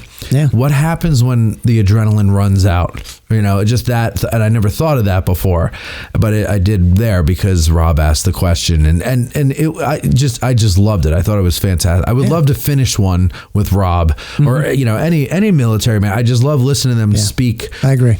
About stuff that I just have no idea about, and I hope I never experience. But it's fascinating to watching people do what they do, or listening to people talk about what they know and I just love that. Seeing people in their element, Right, yeah. Really great. Yeah. Chunky, thank you for the calls. Yeah, thank you. Yes, it's a very interesting topic. I just hung up on him. Okay. It's a little thing Grant and I have there. Okay. So now where did we leave off? That's so confusing. Okay. So now we've given the exam, we've licensed guides.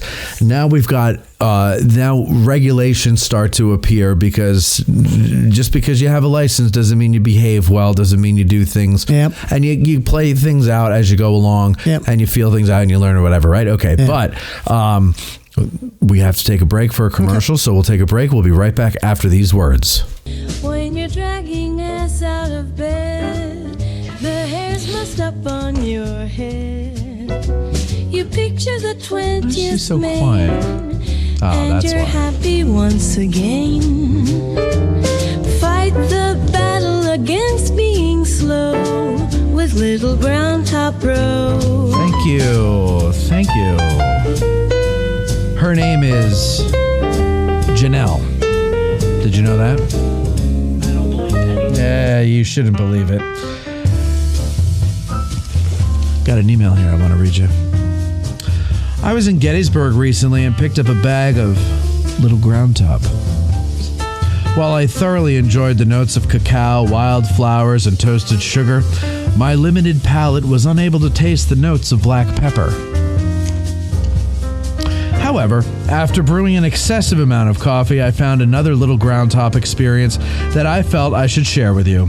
Little Ground Top is just as delicious cold as an iced beverage as it is in its hot form.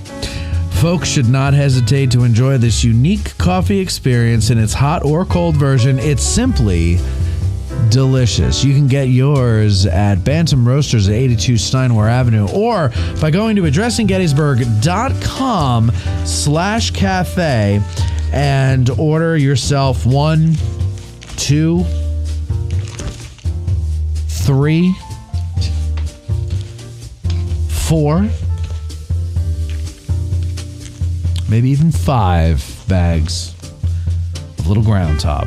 You're going to love it. Colby, what have you got in front of you right there? Well, I have a little bag of Little Ground Top. A little bag, a little ground. And can you smell it? Can you smell it? I can smell the cacao. Does it? You can smell the cacao. Mm-hmm. And it smells delicious, doesn't it? Oh, unbelievable. I bet you can't wait for tomorrow morning to have your cup of coffee. I really can't. Did we get it ground for him? Yeah, we did. It's ground. I hope so. Did we? Anyway, that's your pay for coming up with a great name. I'd say that is a good payout. All right, very good. I like those royalties. I'm glad you enjoy it. Little Ground Top, ladies and gentlemen, 82 Steinway Avenue, Bantam Roasters, or addressinggettysburg.com/cafe. Get it now.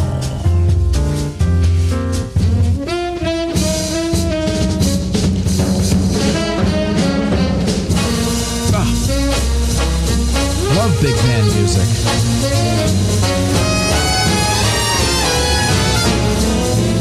All right, maybe this binder isn't a good idea. It's a little hard to maneuver with this binder. Did you know Bethany, Cindy, Jason in the back, Colby, Debbie, 6 questions, Lentz? Did you guys know that there are almost 300 audio shows and almost 100 video shows on our Patreon page? Did you know that? No, you didn't. You didn't know that. You've never heard that before. Did you know that several respectable licensed battlefield guides are patrons, but have asked to remain anonymous so as not to ruin their reputations? You didn't know that either. Patreon now allows a 7-day free trial. So if you're not sure that you want to join and help keep this show going, you can do a 7-day free trial, and it's at the second lieutenant level, which means you get all of the audio episodes, all audio versions of everything released in a month. You get that's 4 episodes in a month that you can listen to all 4. Well, it's a 7-day trial, but you can go and listen to whatever. A lot of people like to go back and just look at all the titles of the shows and randomly hit play at whatever piques their interest. You can do whatever the hell you want to do in those 7 days. And then, of course, you're going to say, you know what? I'm joining. You could also join as a free follower, and we do some free posts every now and then, so you can see all that stuff. It is, of course, cheaper to join as a monthly member. It's even cheaper to join as an annual member. Oh, my God. Sorry, I misread that. I spelled it wrong. And did you know that 908 out of 909 college sophomores agree that you can't say you're fully prepared for the guide exam without having consumed all of AG's Patreon content? Guys, they're college sophomores, okay? Watch the news. They know everything. They'll tell you, believe me. Trust the science of that poll and trust the college sophomores. You've only lived decades more than they have, so what could you possibly know? You know what I mean? Go to patreon.com/addressing Gettysburg and join us today, and you will not be sorry you did. Oh, yeah. Oh,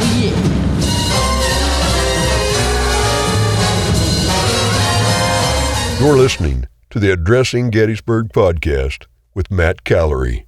Okay, wasn't that an exciting commercial break? We are back now with Jasan Hileman. We are talking about the history of licensed battlefield guides here at Gettysburg, and we're taking your calls, 717-420-1978. Call in if you have any questions here. All right, regulations. So let's get into that now, because we all love regulations. They make life easier. They make life so much fun. They're really great for creativity.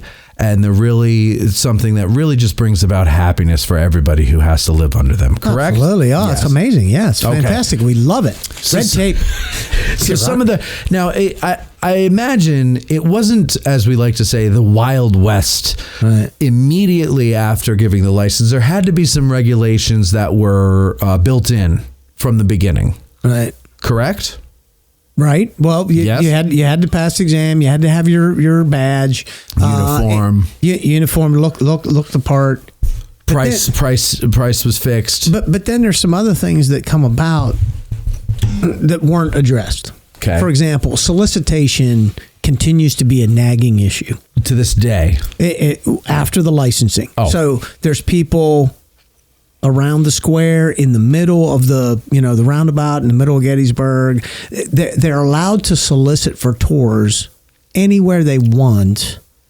And so that, for the borough, is a nagging issue. You got the safety of them. I read the regulation of them jumping in front of traffic. Right. They're using their badge. Not because you look like law enforcement. Right. You're uniformed, you have a badge. Okay. Oh, it must be some sort of town constable. Sure. Right. And so they're maybe you're not abusing it, but you kind of know what you're doing. You're manipulating people. Did you think I was an officer? Oh, no. Yeah. Oh, no. Just offering you a tour. Yeah, just wanted to know if you want a tour. But you know what also, though? Being able to solicit anywhere you want, I would think kind of cheapens the guide, not persona, but image, because it's like I don't like it. It gives it like a carnival atmosphere. A little carnival. Hey, step right up. Right. Get your guide. Prostitute. You're kind of just 1 hour tour. It's not attractive. No. Right. I think, like you said, it doesn't raise it to a professional level. Right. You're like a panhandler. Yeah. Okay. So then, what then do they do to stop that?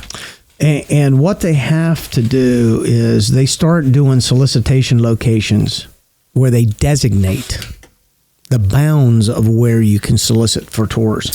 And then they which is restrictive, and then they eventually eliminate.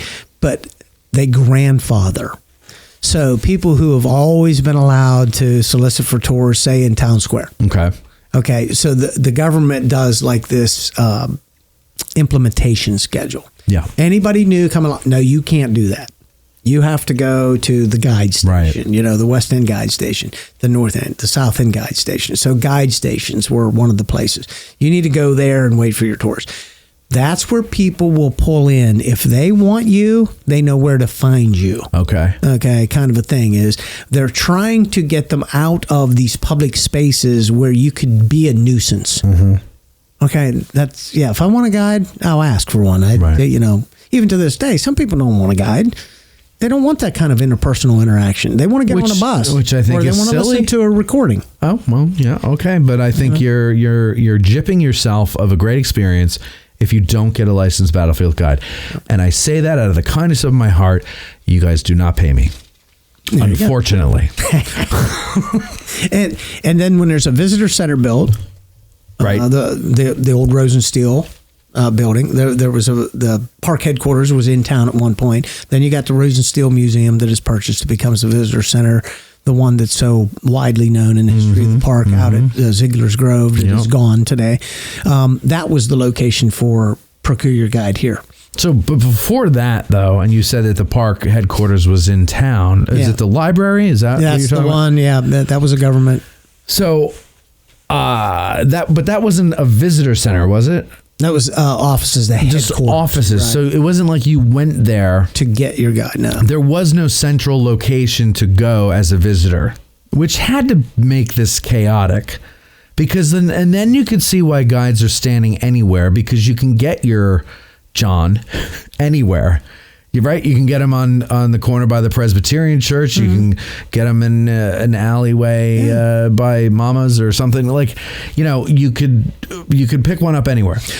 I think you're making a great point, because there's no gateway to the park via a central stop here first at the visitors. Right. If that doesn't exist, you guys are going to want to intercept people from all directions. And, you know, it's very interesting because there was no visitor center from the get-go. That was something that came later. Okay. Now we have a visitor center, but because of the internet, it's almost going back to the original way it was, where people don't necessarily feel the need to go to a visitor center. Right. Which, by the way, if that's you, I think you are also gypping yourself, because we have a great museum at our visitor center, so you should go to the visitor center. But I understand the visitor center now, for anywhere we go, is this little thing that we carry in our pockets. Right. This is also how we find guides, even. You know, I mean, I don't know how many I've sent your way, but I know that I get requests when guides are on the show, especially guides that are on very often.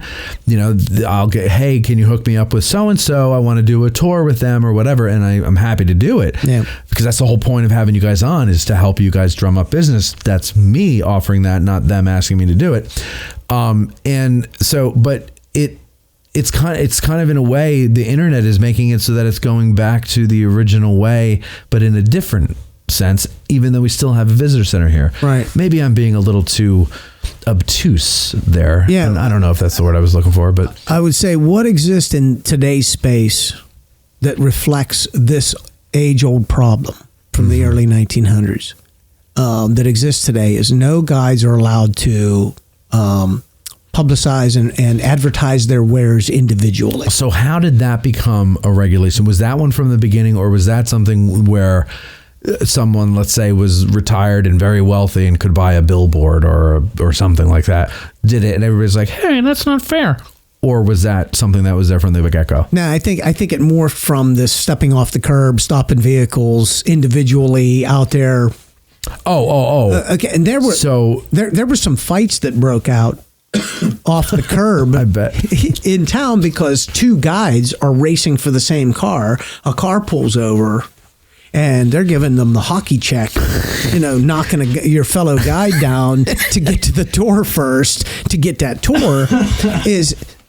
There's no leveling of the play field, right? It's whoever's faster, whoever, you know, jumps on that car the first, you know, kind of a thing. And I think today's rule of no personal advertisement, you want this guide, click here, kind of a thing. And we sign, when we renew our license every year, we sign our memorandum of understanding, the rules, the ethics of guiding. Right. One of the ethics of guiding is you don't do self-promotion. No self-promotion. Okay. And so we don't do that. You procure your tours through various different venues. And there's a balancing of that.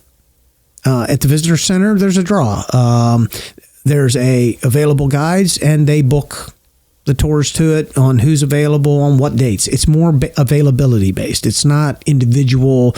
Hey, if you want John, click here. If you want Bill, click here. It's no, and you're not out there advertising that way.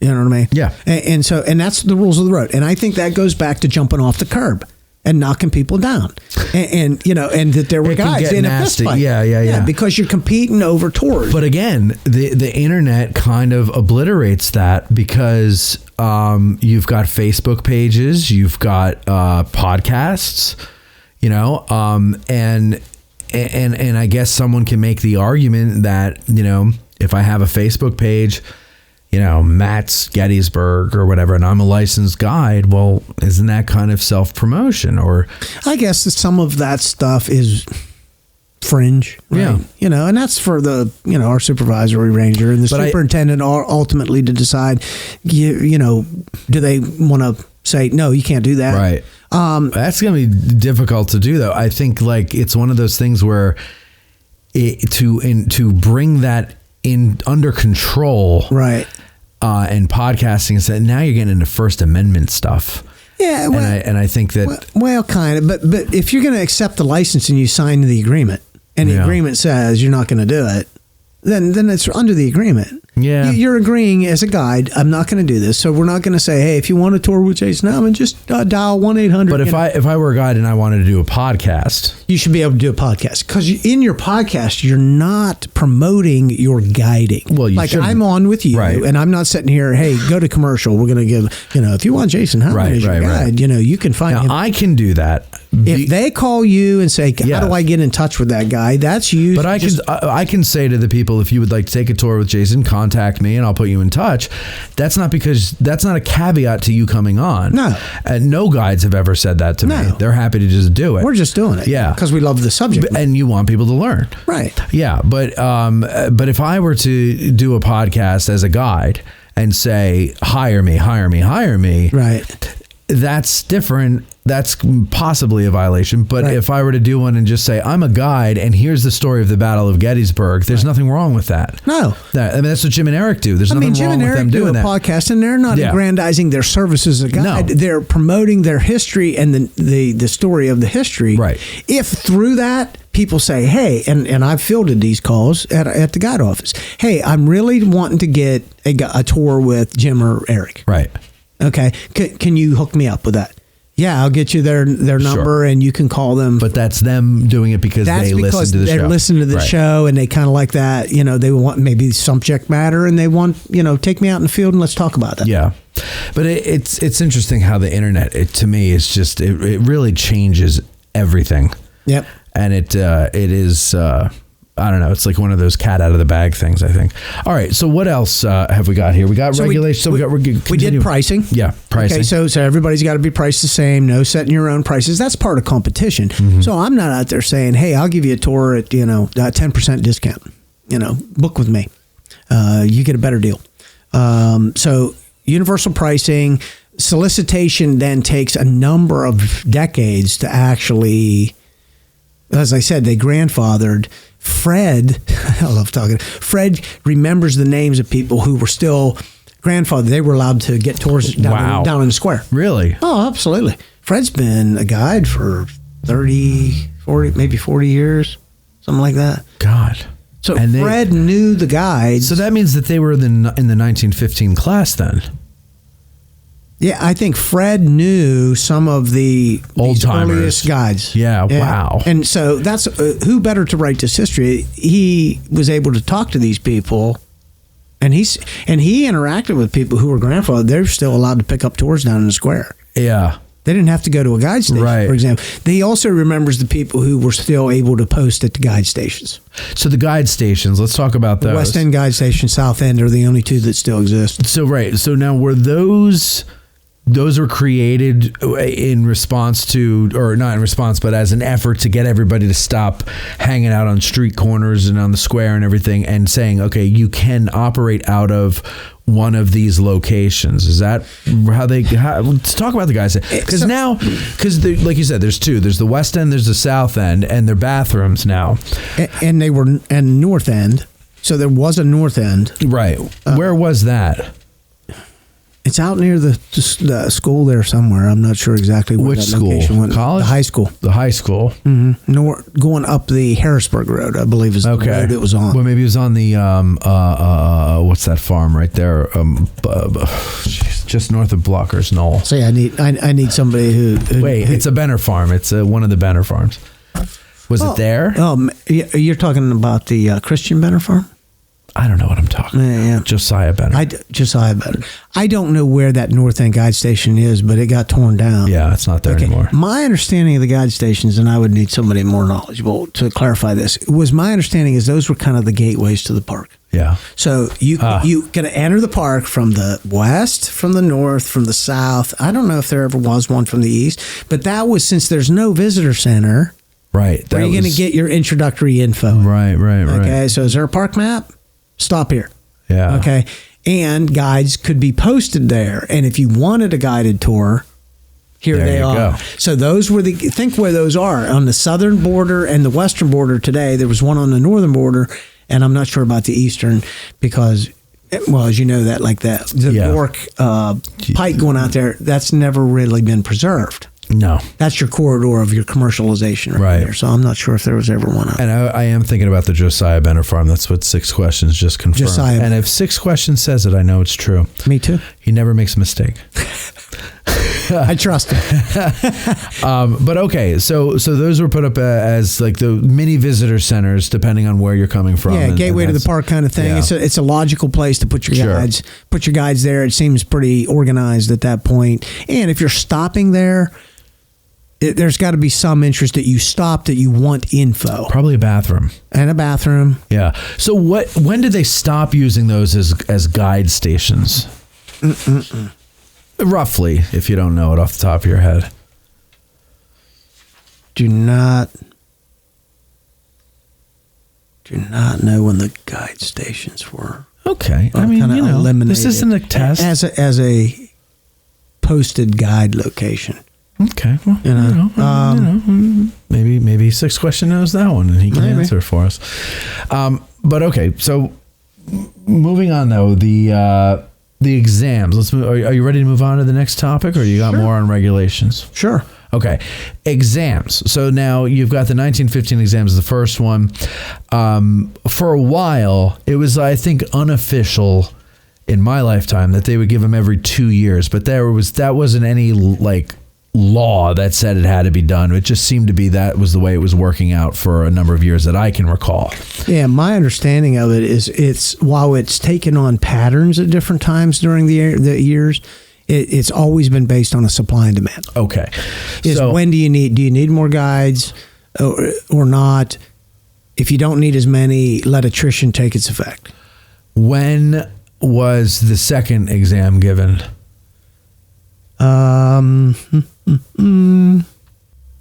So we started in 1915. Of course, we're going to change the park ownership. In the 33? So the War Department gives up. What'd you say? 33. 1933. Very good. So the National Park Service takes over ownership in 1933, and that goes to the one of the things the National Park Service did was they instituted a self-guided tour signage. Right. You talk about a threat to the guides. Yeah. So how did that go over? Not good. They did that in 33? 1937. 37. Uh-huh. So that's been there since the 30s. 1937 is when they published a self-guided tour route. Imagine coming to the park before that. There is nothing. Yeah. I mean, I understand. You really need a guide. Yeah. Yeah. So, I mean, I can understand the thinking, but I also know...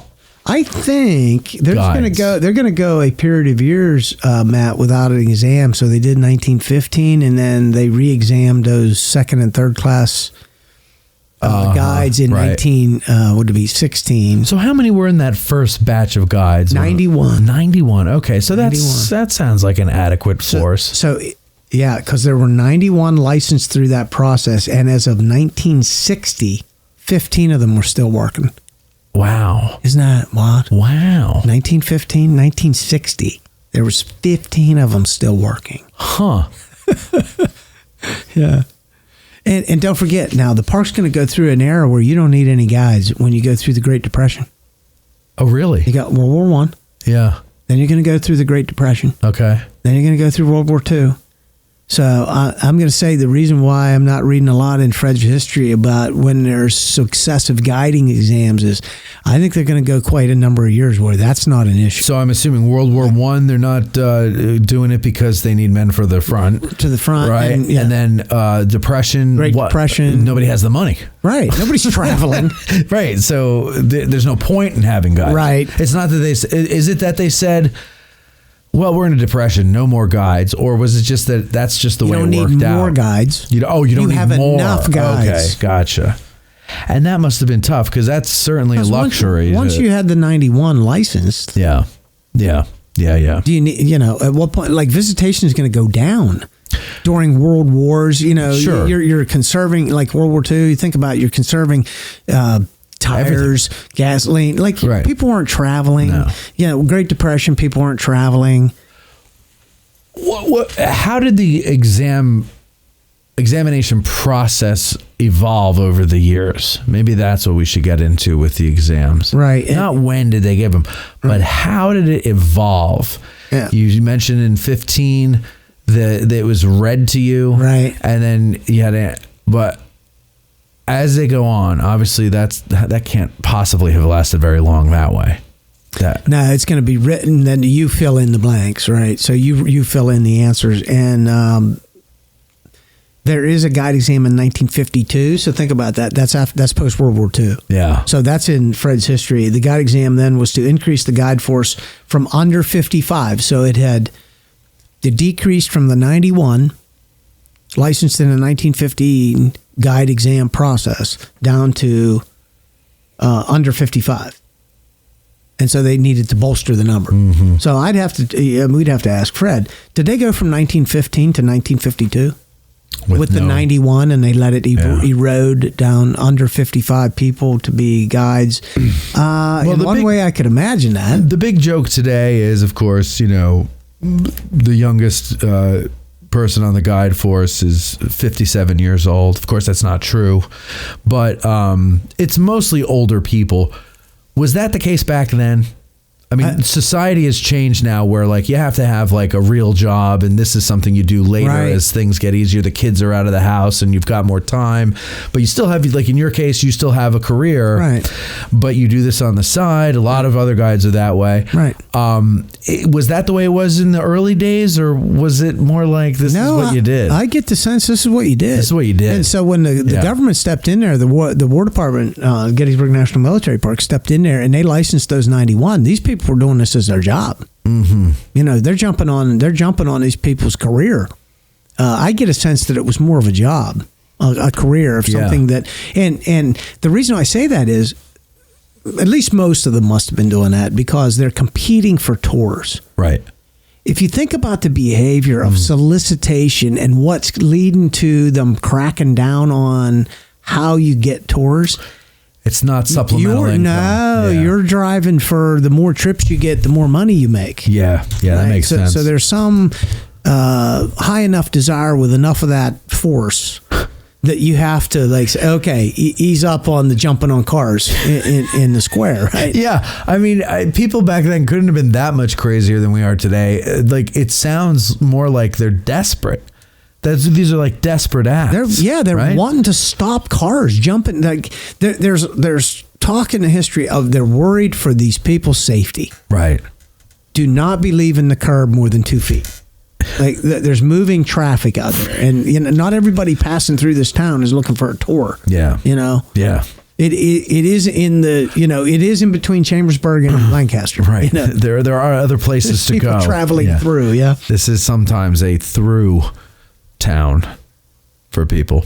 Hey, here's a little fact. Go ahead. In the history of the guiding, Dr. Frederick Tilburg and Dr. Harry Fonz and Colonel Jacob Sheeds created the Gettysburg Civil War Roundtable for for why?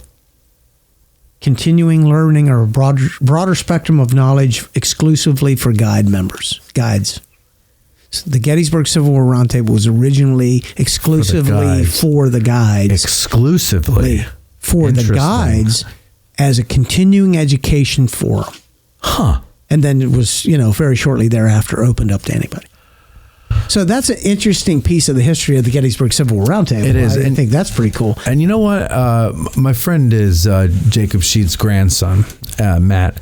And he gave me some of his things. Not gave me, but has indefinitely loaned to me, let's say. One of them is this little pocket notebook that he used to carry on tours with, fast facts about the Army of Northern Virginia. And there was a Union one. Matt doesn't know where it is. So, he used to have one for each, and I guess in each pocket or whatever. And it's very interesting to go through. I went through, it's been used and some of the papers are loose. So I went through it page by page and copied it by hand in my own little notebook. And I didn't correct any of the information that's now, some numbers he has are different today and positions of the Whitworths are different and things from when he wrote it. And so, things like that, or a number of Whitworths that are on display on the field. There used to be 4 apparently, and now there's only 2, and just things like that. But it's really neat to see because some of his other paperwork was his suggested tour route. And it starts at the angle. Right. Yeah. Because that's the way it was back then. Yeah. And it's the reverse of the way it is today, the traffic patterns. Yeah. And, being an engineer, want to be very structured. So I want to tell the story in chronological order.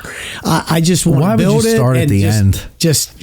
And I get it that the visitor center has historically been down on this other end. But it doesn't make sense. Why do you start at the end? Drive out there and come back. I do like movies though that start at the end and then they work it back to. Oh yeah, that's pretty cool. That's cool, but that's a very hard way to tell a story, and you have to be a super talented storyteller to be able to do that. Right, to reflect on that. And I don't even know how you would do it. I'm not that talented of a storyteller. I don't know how you would do that. Yeah, in a physical space. You start at the scene of the last action of the battle, so to speak, and then say, okay, everybody, now just hold on to that, and now we're going to go a couple miles to the beginning, and I'll work you back up to this. I mean, I guess it could be done, but that's pretty interesting. But okay. So you want to talk about the evolution of the examination process too. When it starts out, it's very, very much just knowledge based. Okay. There is no presentation based anywhere in it. So those licensed battlefield guide exams are just that. They're exams. And that's interesting, though, because I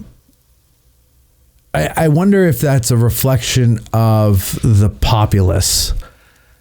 Not the government, per se, but it's like the way things are now where it seems to be, not that your knowledge doesn't matter, but that's just your foot in the door. And then it's more ability to connect with the public. Right. I wonder if that is the government responding to the TikTok-ness of the world today. Right. And I need to be entertained when I learn. Yeah. And so I need someone who's got a good personality who could connect with me, because if you sit there and you rattle off, these facts that only you find interesting, and you're trying to just impress me, well, I'm not impressed. I grew up with this stupid thing. When I got antsy at home, my parents put this in my hand and I was gone for 4 hours, and it was fascinating. And you need to fascinate me because I find real life and real people to be very boring. Right. And so I wonder if it evolves because the people evolve, the population evolves, or in this case, devolves. Yeah. And I think one of the perspectives is the initial problem was lack of knowledge. Yeah. So the transferring of incorrect information. So they attack that first. Yeah. And if you think about it, then the next thing that gets inserted is the oral. So an oral final. So you got your knowledge, and then they institute the oral. final. So at that point, then it goes to use the words today, tiers. So there'd be a second tier introduced where, okay, take me on a tour. So now they're at least thinking about, from that age-old article of William D. Holdsworth, that he's the best posted man, so he knows it, and he's also very affable. Now they're getting to the affable part. So at least now the park was looking at, okay, how well do you tell it? So you think about it, they went a number of years in exams, and it's knowledge. As long as you know the knowledge, you're not going to betray the story, the accuracy of the story. That was our number one, don't get it wrong. Okay, you're getting it right. But are you relating it to people so they get it? Like they understand the grander story behind it? Like, and so they introduced the oral. So now they're listening to you. And how do you frame it? Are you getting done in 2 hours? Is a 2-hour tour going 3? Yeah. Are you being respectful of the time? Can you frame the story in the context of the time allowed? Because the first thing I ask people is, okay, how long would you like for your tour? Because you're going to get the level of detail that fits in that box. Right. If you ask me for, a 2-hour, well, that level of detail is different than the 3 or the 4. Okay. There's a different level that we can go to in that. Right. Years ago, there was a tour, and I think it might have been during the Great Depression. They offered a twister. This is from Fred's history. They called it the twister. It was a 1-hour. Basically, it's a drive-through. Oh, okay. And they called it a twister because it's a tornado. It's a twister. It just blows through. Is you're doing a 1 hour, and I think that was introduced because of the money. Trying to be, hey, I can give you a quick tour of it for just the 1 hour, and I can afford that. Yeah, but I can't afford to. So okay, so I think they were being conscientious about the pricing, and so they offered a twister, but we don't offer a 1 hour. No twisters anymore. I've done one. Like some people came in and visited me, and I said, "Well, would you like to see it?" Well, we don't have time. I'll take you. We'll just drive through. Yeah. And so I just drove them through. It took like 45 minutes to an hour. I just real high level, right? Yeah. This is day one. It happens in 3 days. They run into each other out here. This is day one. Then they retreat through the town. We're going to drive down there. I'll show you those monuments, right? You can drive through in 45 minutes. Yeah, you can. And as long as they're not like, don't get caught up in it. You can just give them a general overview. Like, oh, that's pretty cool. That's pretty big. And what do they leave with? Oh, that's big. I can't believe how much park there was. That was something a lot of monuments. I always heard people saying when they would come back from a bike tour, which was, I remember this one woman, she made me laugh because she goes, when we booked this, I was like, how do you take a 3-hour bike tour of a battlefield? Like, what is there to see in 3 hours? She goes, because when I picture a battlefield, I think of a football field. Yeah, it happened right there. And this, like she literally said a football field, and I was like, well, that's I guess the modern battlefield in America. It's like we do battle out of. I've had people on tour say, I thought it was in one spot. Yeah, like you were going to take us to the battlefield, and here is where it happened. Right, like standing in one spot, you could see, and you could do the whole thing. Yeah, I didn't know it covered such a vast area, and it was as complex as it was. Yeah, I've had people on tour. They come here and still to this day thought that. Oh, I know. Yeah, no, it's. I mean, if you don't have any frame of reference, I mean, what are you going to think? Your frame of reference, field, football field, soccer field, something like that. I mean, soccer's not a real sport, but still, you understand what I'm saying. Yeah, and people even from the area that drive through, and they think it's only what's out on Route 30. Yeah, I know, because that's the only part they ever see. Or the Emmitsburg Road. That's the Gettysburg, or the Emmitsburg, because that's the only part they ever see. That's the Battle of Gettysburg. And that always gets me too, is the locals who don't really know anything. I have a hard time understanding people who don't want to be aware of the world that they're in. Like we just bought a house, and the first thing I did is I went on my phone, I pulled up the map, and I'm like, which way is north, which way is, I want to, and what's where and everything like that. Yeah. I want to know where I am. I want to know what's around me. I don't just exist and float through the world, but plenty of people I think are happy to do that. I moved here 12 years ago, and I got to tell you, in general, because I work with people who lived here and have lived here all their life, locals take it for granted. Oh, yeah. They ignore it. Some of them even resent it. Some can even resent it because of the pain it presents them with traffic. Now I'm trying to get to work, and you tourists are in the way. Exactly. You're irritating, right? Yeah. You don't know where you're going. You're looking around. You know, get out of the way. So So then they introduced the oral part of it. Yeah. As let's listen to you. Then at some point, they introduced the school. So what you said was, they don't like to say, don't say charm school. Oh, they don't like that. Oh, they don't like it. Who's they? Well, I don't think the park likes to say that that's charm school. But what was the purpose? But that's the slang. That's the slang of it. Yeah. What's the purpose of it? Teach the guide. You've got past knowledge. Teach the guide the expectations. Now we're going to frame some expectations, right, of what we expect from you from a guided tour, and in that we'll frame that and some expectations for behavior. No foul language, no aggrandizement, just tell the story. No sides. We don't say we and they. Right. Without praise or censure. No praise and no censure. So just tell it all, warts and all. You will go to Colpsville. Certain things, certain parameters, right? In that today, they even talk about driving the vehicle. Interestingly enough, and I assume that these rules still exist, we were told in our school there are 3 things that will immediately end your oral exam. Immediate fail. Like, we're not going to give you the opportunity to finish. Take both hands off the wheel. Ooh. 10 and 2? Take both hands off the steering wheel. And it's finished. And we're stopping. Okay, both hands. You can have one hand and point. Okay, good. Change hands. But don't go like this. Yeah, well, why would you do that?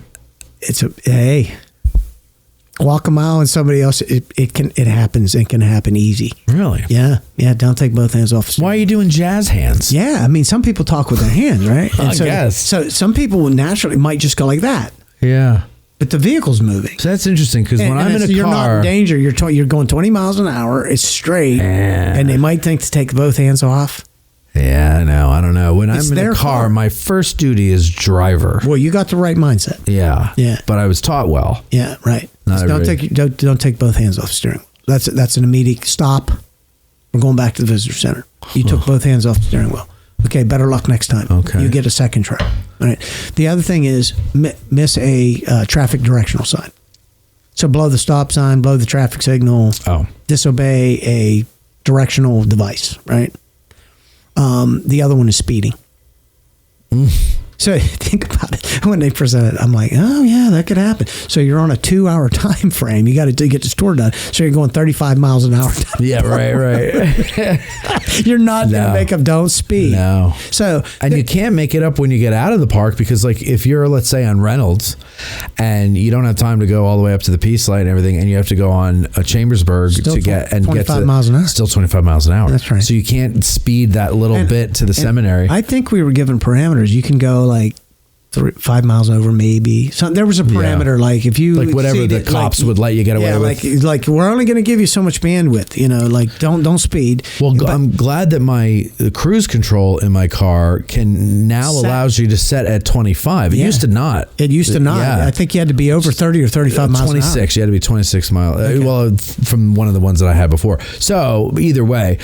Now I can do it at... You couldn't. Today I had it set at 18 because I had to go through a school zone. It was 15 miles an hour. And I was like, ugh, this is the worst. So anyway, it's interesting because in the early days when there was Hackman and drivers of the livery, the earliest licensing licensed 2 things. You could be licensed as a driver or be licensed as a guide. Guides didn't drive, drivers didn't guide. And they were regulated separately. All right? The knowledge exam was for the guides. Then when they slowly moved away from you don't need a driver, there's less and less need for drivers. Drivers went away. Guides began driving, and it's interesting, in today's expectations of the park, the 3 things that fail you immediately during an attempted oral is driving related. Yeah. Because you're in their vehicle. Yeah. And there needs to be a high respect for their safety and the safety of their property. Right? So now you've combined the driving and the guiding, and the three things that put you in immediate fail are mishandle the driving. So really, like the oral is, from what I'm hearing you say, is less about, not that it's not about, but it's less about what you know and more about everything else that goes into giving a tour. The experience. Yeah. Yeah. And the exam, the oral that I took and that people take is for the first time visitor. It's the complete novice. So you're presenting to people who don't know. Mm-hmm. So relate 2 hours. You got them for 2 hours. The story of the Battle of Gettysburg. All 3 days, go to Culp's Hill. Don't speed. Don't blow traffic signals. Don't take your hands off the wheel. Yeah. And we're going to grade you on, what that experience is like. So it's all about presentation, relatability, how well you relate to the visitor, the safety, and the overall experience. I've become a better driver since I was licensed. Oh, I bet. Yeah. I have. I've become. And you'd have to. And when I put the uniform on and I get in a vehicle here, I am super driver. Yeah. I signal so diligently. I check my mirrors. I pull out. I am the best driver on this park. Yeah. Because that's part of the expectation of how we were examined is. And you think about it. At no point does that visitor want to feel at all uncomfortable that you're driving their vehicle. Sure. They want to know that they're in good hands. Yeah, because they don't know who you are. Pro. You're a pro. Do you signal coming out of your driveway? I do not. I do.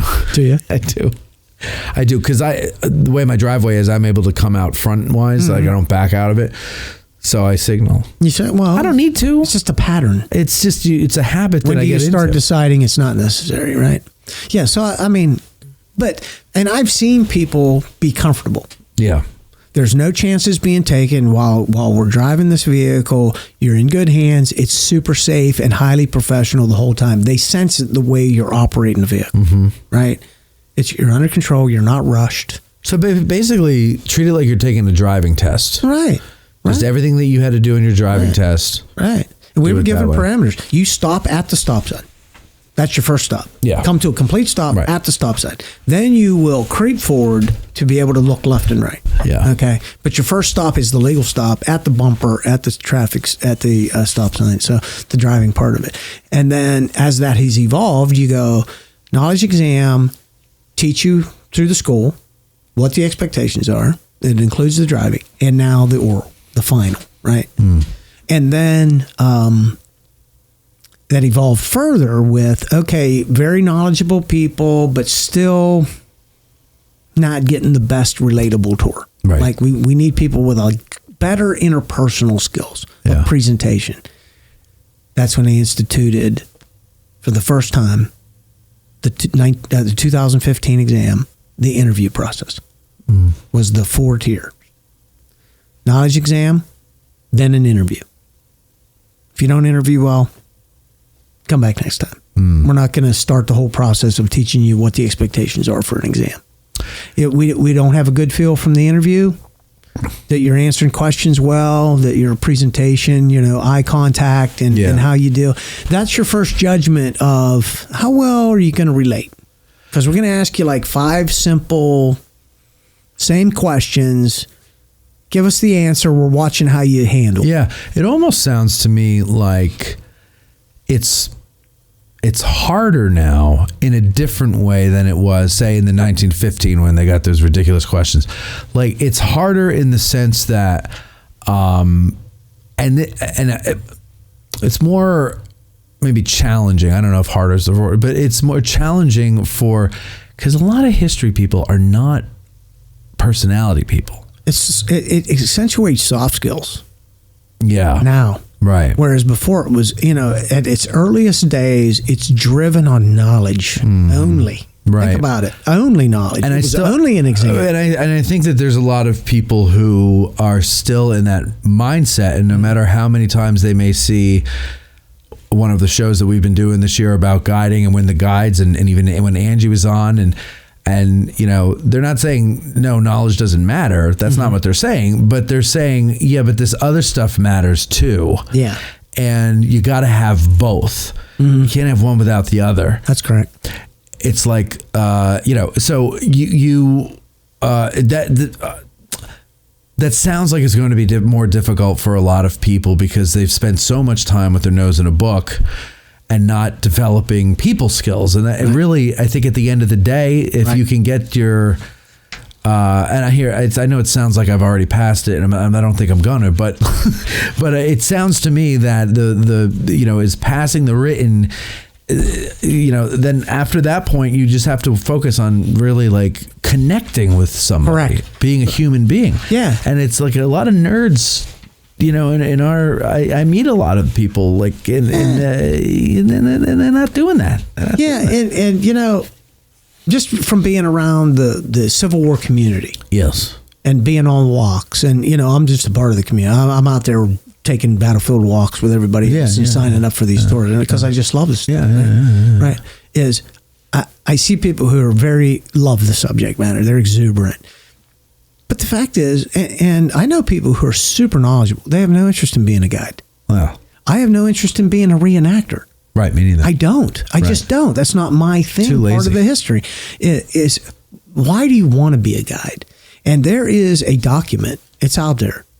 And it's put out there with, I think it's with, we used it at the Guide Academy, but I don't know if it's with the NPS packet or not. But there are 3, 4, 5, 6, 7, 8 questions that you need to answer to test. Are you doing this for the right reason? Okay. Is it for you? You want to feel good about it? Or is it for them? Are you doing it for the veteran? Are you doing it for the story to give it its due, right? And to tell their story. Is that what's important to you? So do you love to teach? Yeah. Are you a storyteller? Sometimes. Are you an extemporaneous speaker? I can't even say it. Yes. Are you a simplifier? I'm simple. Are you simplify? Well, you're going to be a simplifier. Do you love people? I do. Okay. Do you like being around people and all kinds of people? Yeah. You enjoy different types of personalities. Because I found that I do more today than I did before. Well, and you get great stories and you never know who you're going to meet. Oh, yeah. I love just meeting people from all over the place. Are you comfortable speaking to groups? Yeah. Are you flexible? I mean, I can't do the splits I used to, but yeah. Not that flexible. Oh. You're not.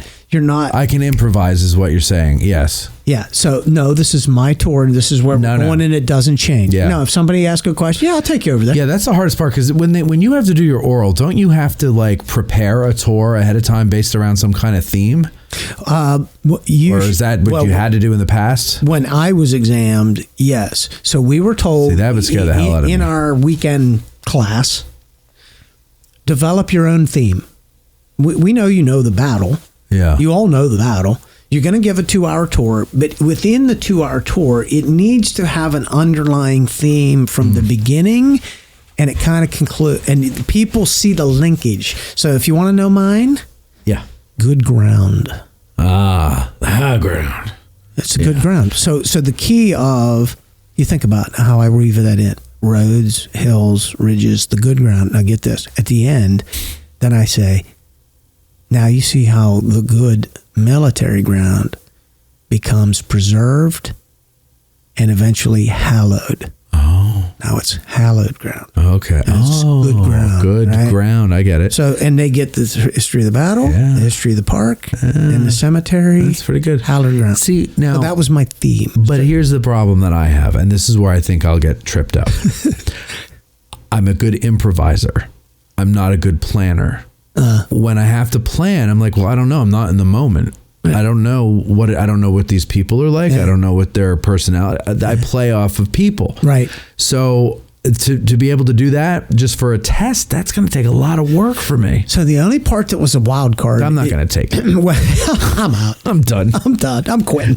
See, but I don't assume that I'm going to get that far, so I'm not worried. I was going to say, don't do that. Don't do that. I would be surprised if I'll get a passing grade, according to what we used to do in school, right, on the written. Will it be something that would actually get me beyond? I don't think so. Right. But who knows? But I don't know because I don't know. I don't know. You have to do it. You have to experience it. You have to find that out. You may surprise yourself. So we did the theme of the 2-hour tour, and that's up to you. But you still had the parameters. You got the time. You got to go to Culp's Hill. And so you do have to go to Culp's Hill. You do have to go to Culp's Hill. That's interesting because most guides don't. We did. Now, here's the thing, and people will say this, that it's probably the last 2-hour tour you're ever going to do. Because they don't go that way. Right. People ask you questions all the time. People say, "Can we stop at the bathroom?" Yeah. Okay, so we're still. When we had the bike tours, we had the people, they had to stop at CVS. So you know what happens to Culp's Hill? That's the time changer. Yeah. That's how you regulate your time. Is if they're asking a ton of questions and they want to be talking, it's their tour. Sure. I'm not going to say, "Hey, we don't have time for that right now. We have to move." Okay, you don't do that. That's their time. It's their tour. And I learned early on, don't make promises about Culp's Hill and McPherson's Woods. Okay, because what you find out is you're already 2 hours in. Mm-hmm. By the time you're coming off Little Round Top, you don't have to make it worse driving to Culp's Hill. No. You need to summarize that from Little Round Top and go up to the Angle. Yeah. Right? Because they have the rest of their day too. Right. So don't tell them that. And they don't know you cut that out to stay within the parameters of the time of the tour. They don't know what they don't know. That's correct. They don't know that. But what do you do when you get someone who does know? But if I promised them, now they have, I thought you said we were going to Culp's Hill. You have to take me to Culp's Hill. You said you were taking me to Culp's Hill. So keep your mouth shut. Now, if somebody requests something. Yes. And I don't know that I've ever had anybody say, "No, are you going to take us to Culp's Hill?" But if they did, I would. Yeah. I've had people say, "Are we going to go to Little Round Top?" And now I can say, "Yes." But for a year and a half, I had to say, "Well, near it, you'll see it, but you're not going to it." Yeah. But usually the things that people have requested specifically, we're going to anyway. Like you're going to the Angle. Are we going to go to where the high water mark is? Yes. Yeah. Okay. Are we going to go to this place called Little Round Top? Yes. Yeah. Thursday, you're coming on AG Today to give your top 5 pieces of advice for people taking the guide exam. So we're going to get further into these things on that day. The tips, yeah. The final thing I want to talk about, we touched on it before, but let's finish with it. Women guides. Oh, yeah. Yes, women in guiding. 1968 was the first one. What was her name? Barbara Shoot. Barbara Shoot. And we've had 50, or at the time of the 50th anniversary of Women in Guiding, we had 50 guides who were females. Yeah. There weren't 50 at that time at the 50th, but over the 50 years. There has been 50. There has been 50. As of 2018, I'm trying to think, we haven't had an exam since 17, right? Correct. So they're still probably on that number. So why then do you think, okay, so there was a time where it was no girls allowed. Right. Okay. Now there's still a minority of the guide force. Mm-hmm. Why do you think that is? Do you hear them opining as to why that might be? Probably interest. Is it, so it's There's not probably less interest within the female group of wanting to be a guide. Right. In general, when I go to any kind of event, historical event, there's less females that are interested in history in general. Sure. Right? Yeah, no, I mean, you see it. It's so then take a subset of that and how many people want to convey the message of the tour. I hear some say, though, well, it's a boys' club and, I don't like being the way they talk to me or whatever.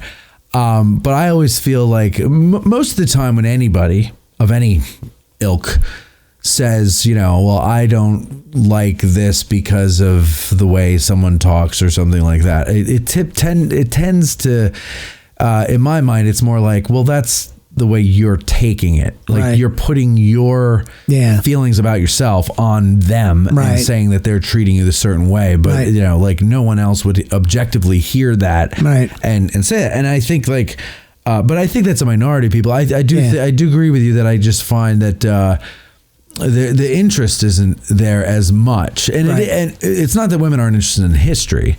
It's just that in this realm of history, I find it's always more men than women, right? In the audience or whatever it may be. And I just, I don't. But that doesn't mean that there aren't a fair number. I mean, and I tell you what, the guides that we have that are females that I don't even think about it. Like if there's not a conscientious thought in my head that you're a female guide, I just see a guide, right? I see a guide. I listen to a guide. Right. We have some of the. I go on their walks. Yeah. I mean, I love the guides. No, I know the female guides we have. I always get into this with Jessie Weedleton. I always like, the audience loves when you come on. You got to come back on. And she's like, I don't want to do it alone. I'm like, why don't you want to do it alone? She's like, I don't know. I get nervous. She's always got some kind of whatever. Yeah. And I'm like, no, you're great. People love you. Like but she does what? But I get her. I pair her up with someone sometimes or whatever. But I am going to get her to come on by herself, by hook or crook, before I die. But like maybe artillery. She likes artillery. Get her to talk about some artillery. No, she's done them alone. She doesn't like doing them alone, and the audience loves her when she comes on. I don't know. Right. I'll keep working on her. Right.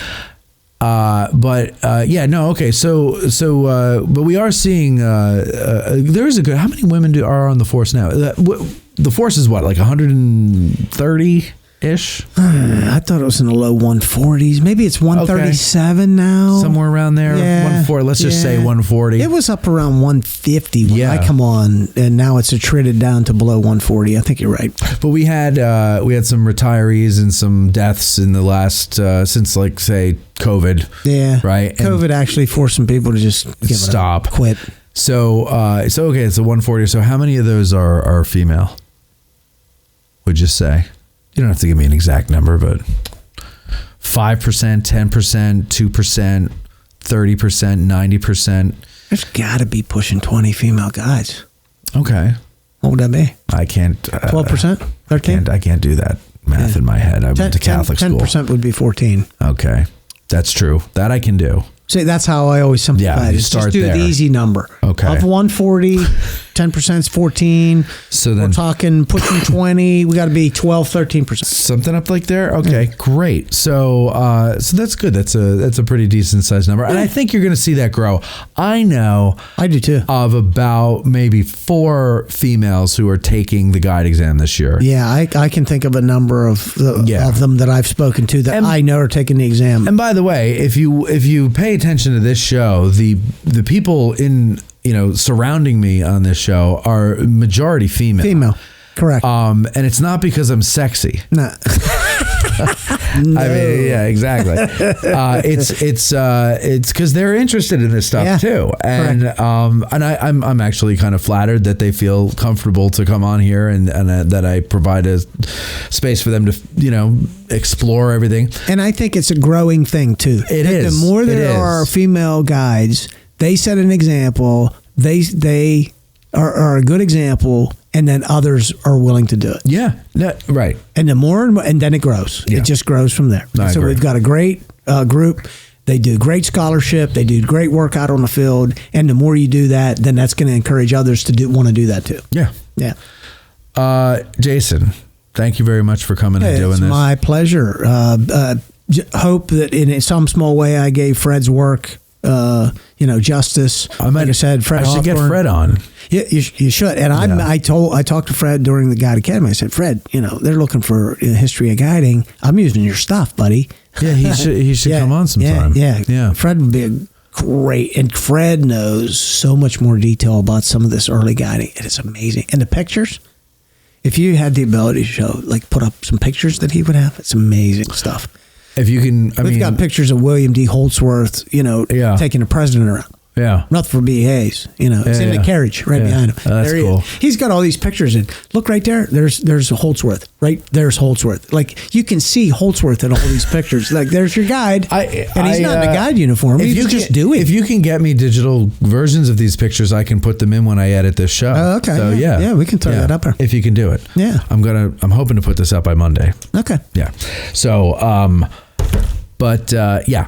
That's it, ladies and gentlemen. If you want to take a tour with Jason, you can contact me and I will put you in touch with him. And I'd be happy to do that. Jason is a great guide. In fact, 6 Questions Lent says that. Jason is a great guide. I'm loving this episode. Thank you, 6 Questions. I appreciate that. Thank you to everybody who called in from wherever you're from. And thanks for watching. Thanks for listening.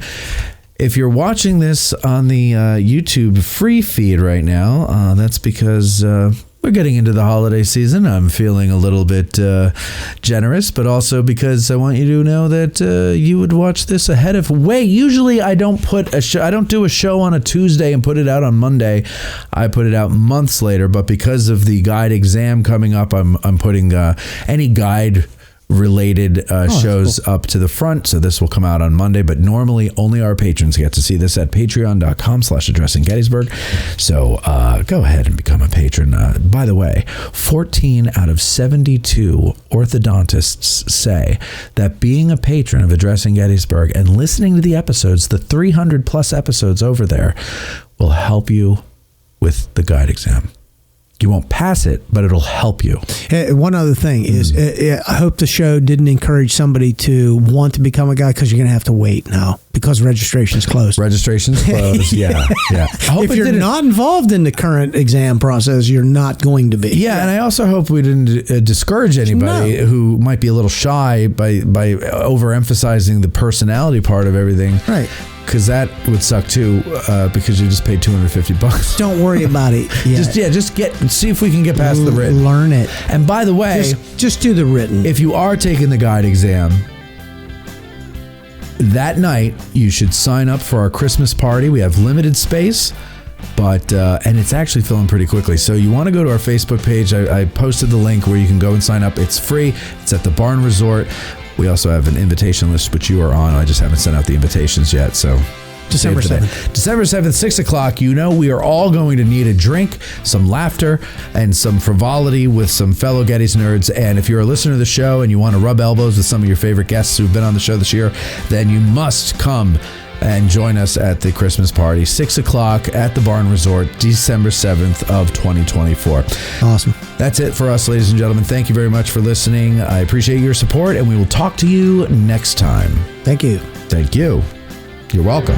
Our hearts so stout have got us famed, for soon 'tis known from whence we came. Wherever we go, they dread the name of Gary Owen in glory. Instead of spa, we'll drink down ale and pay the reckoning on the nail. No man forget shall go to jail from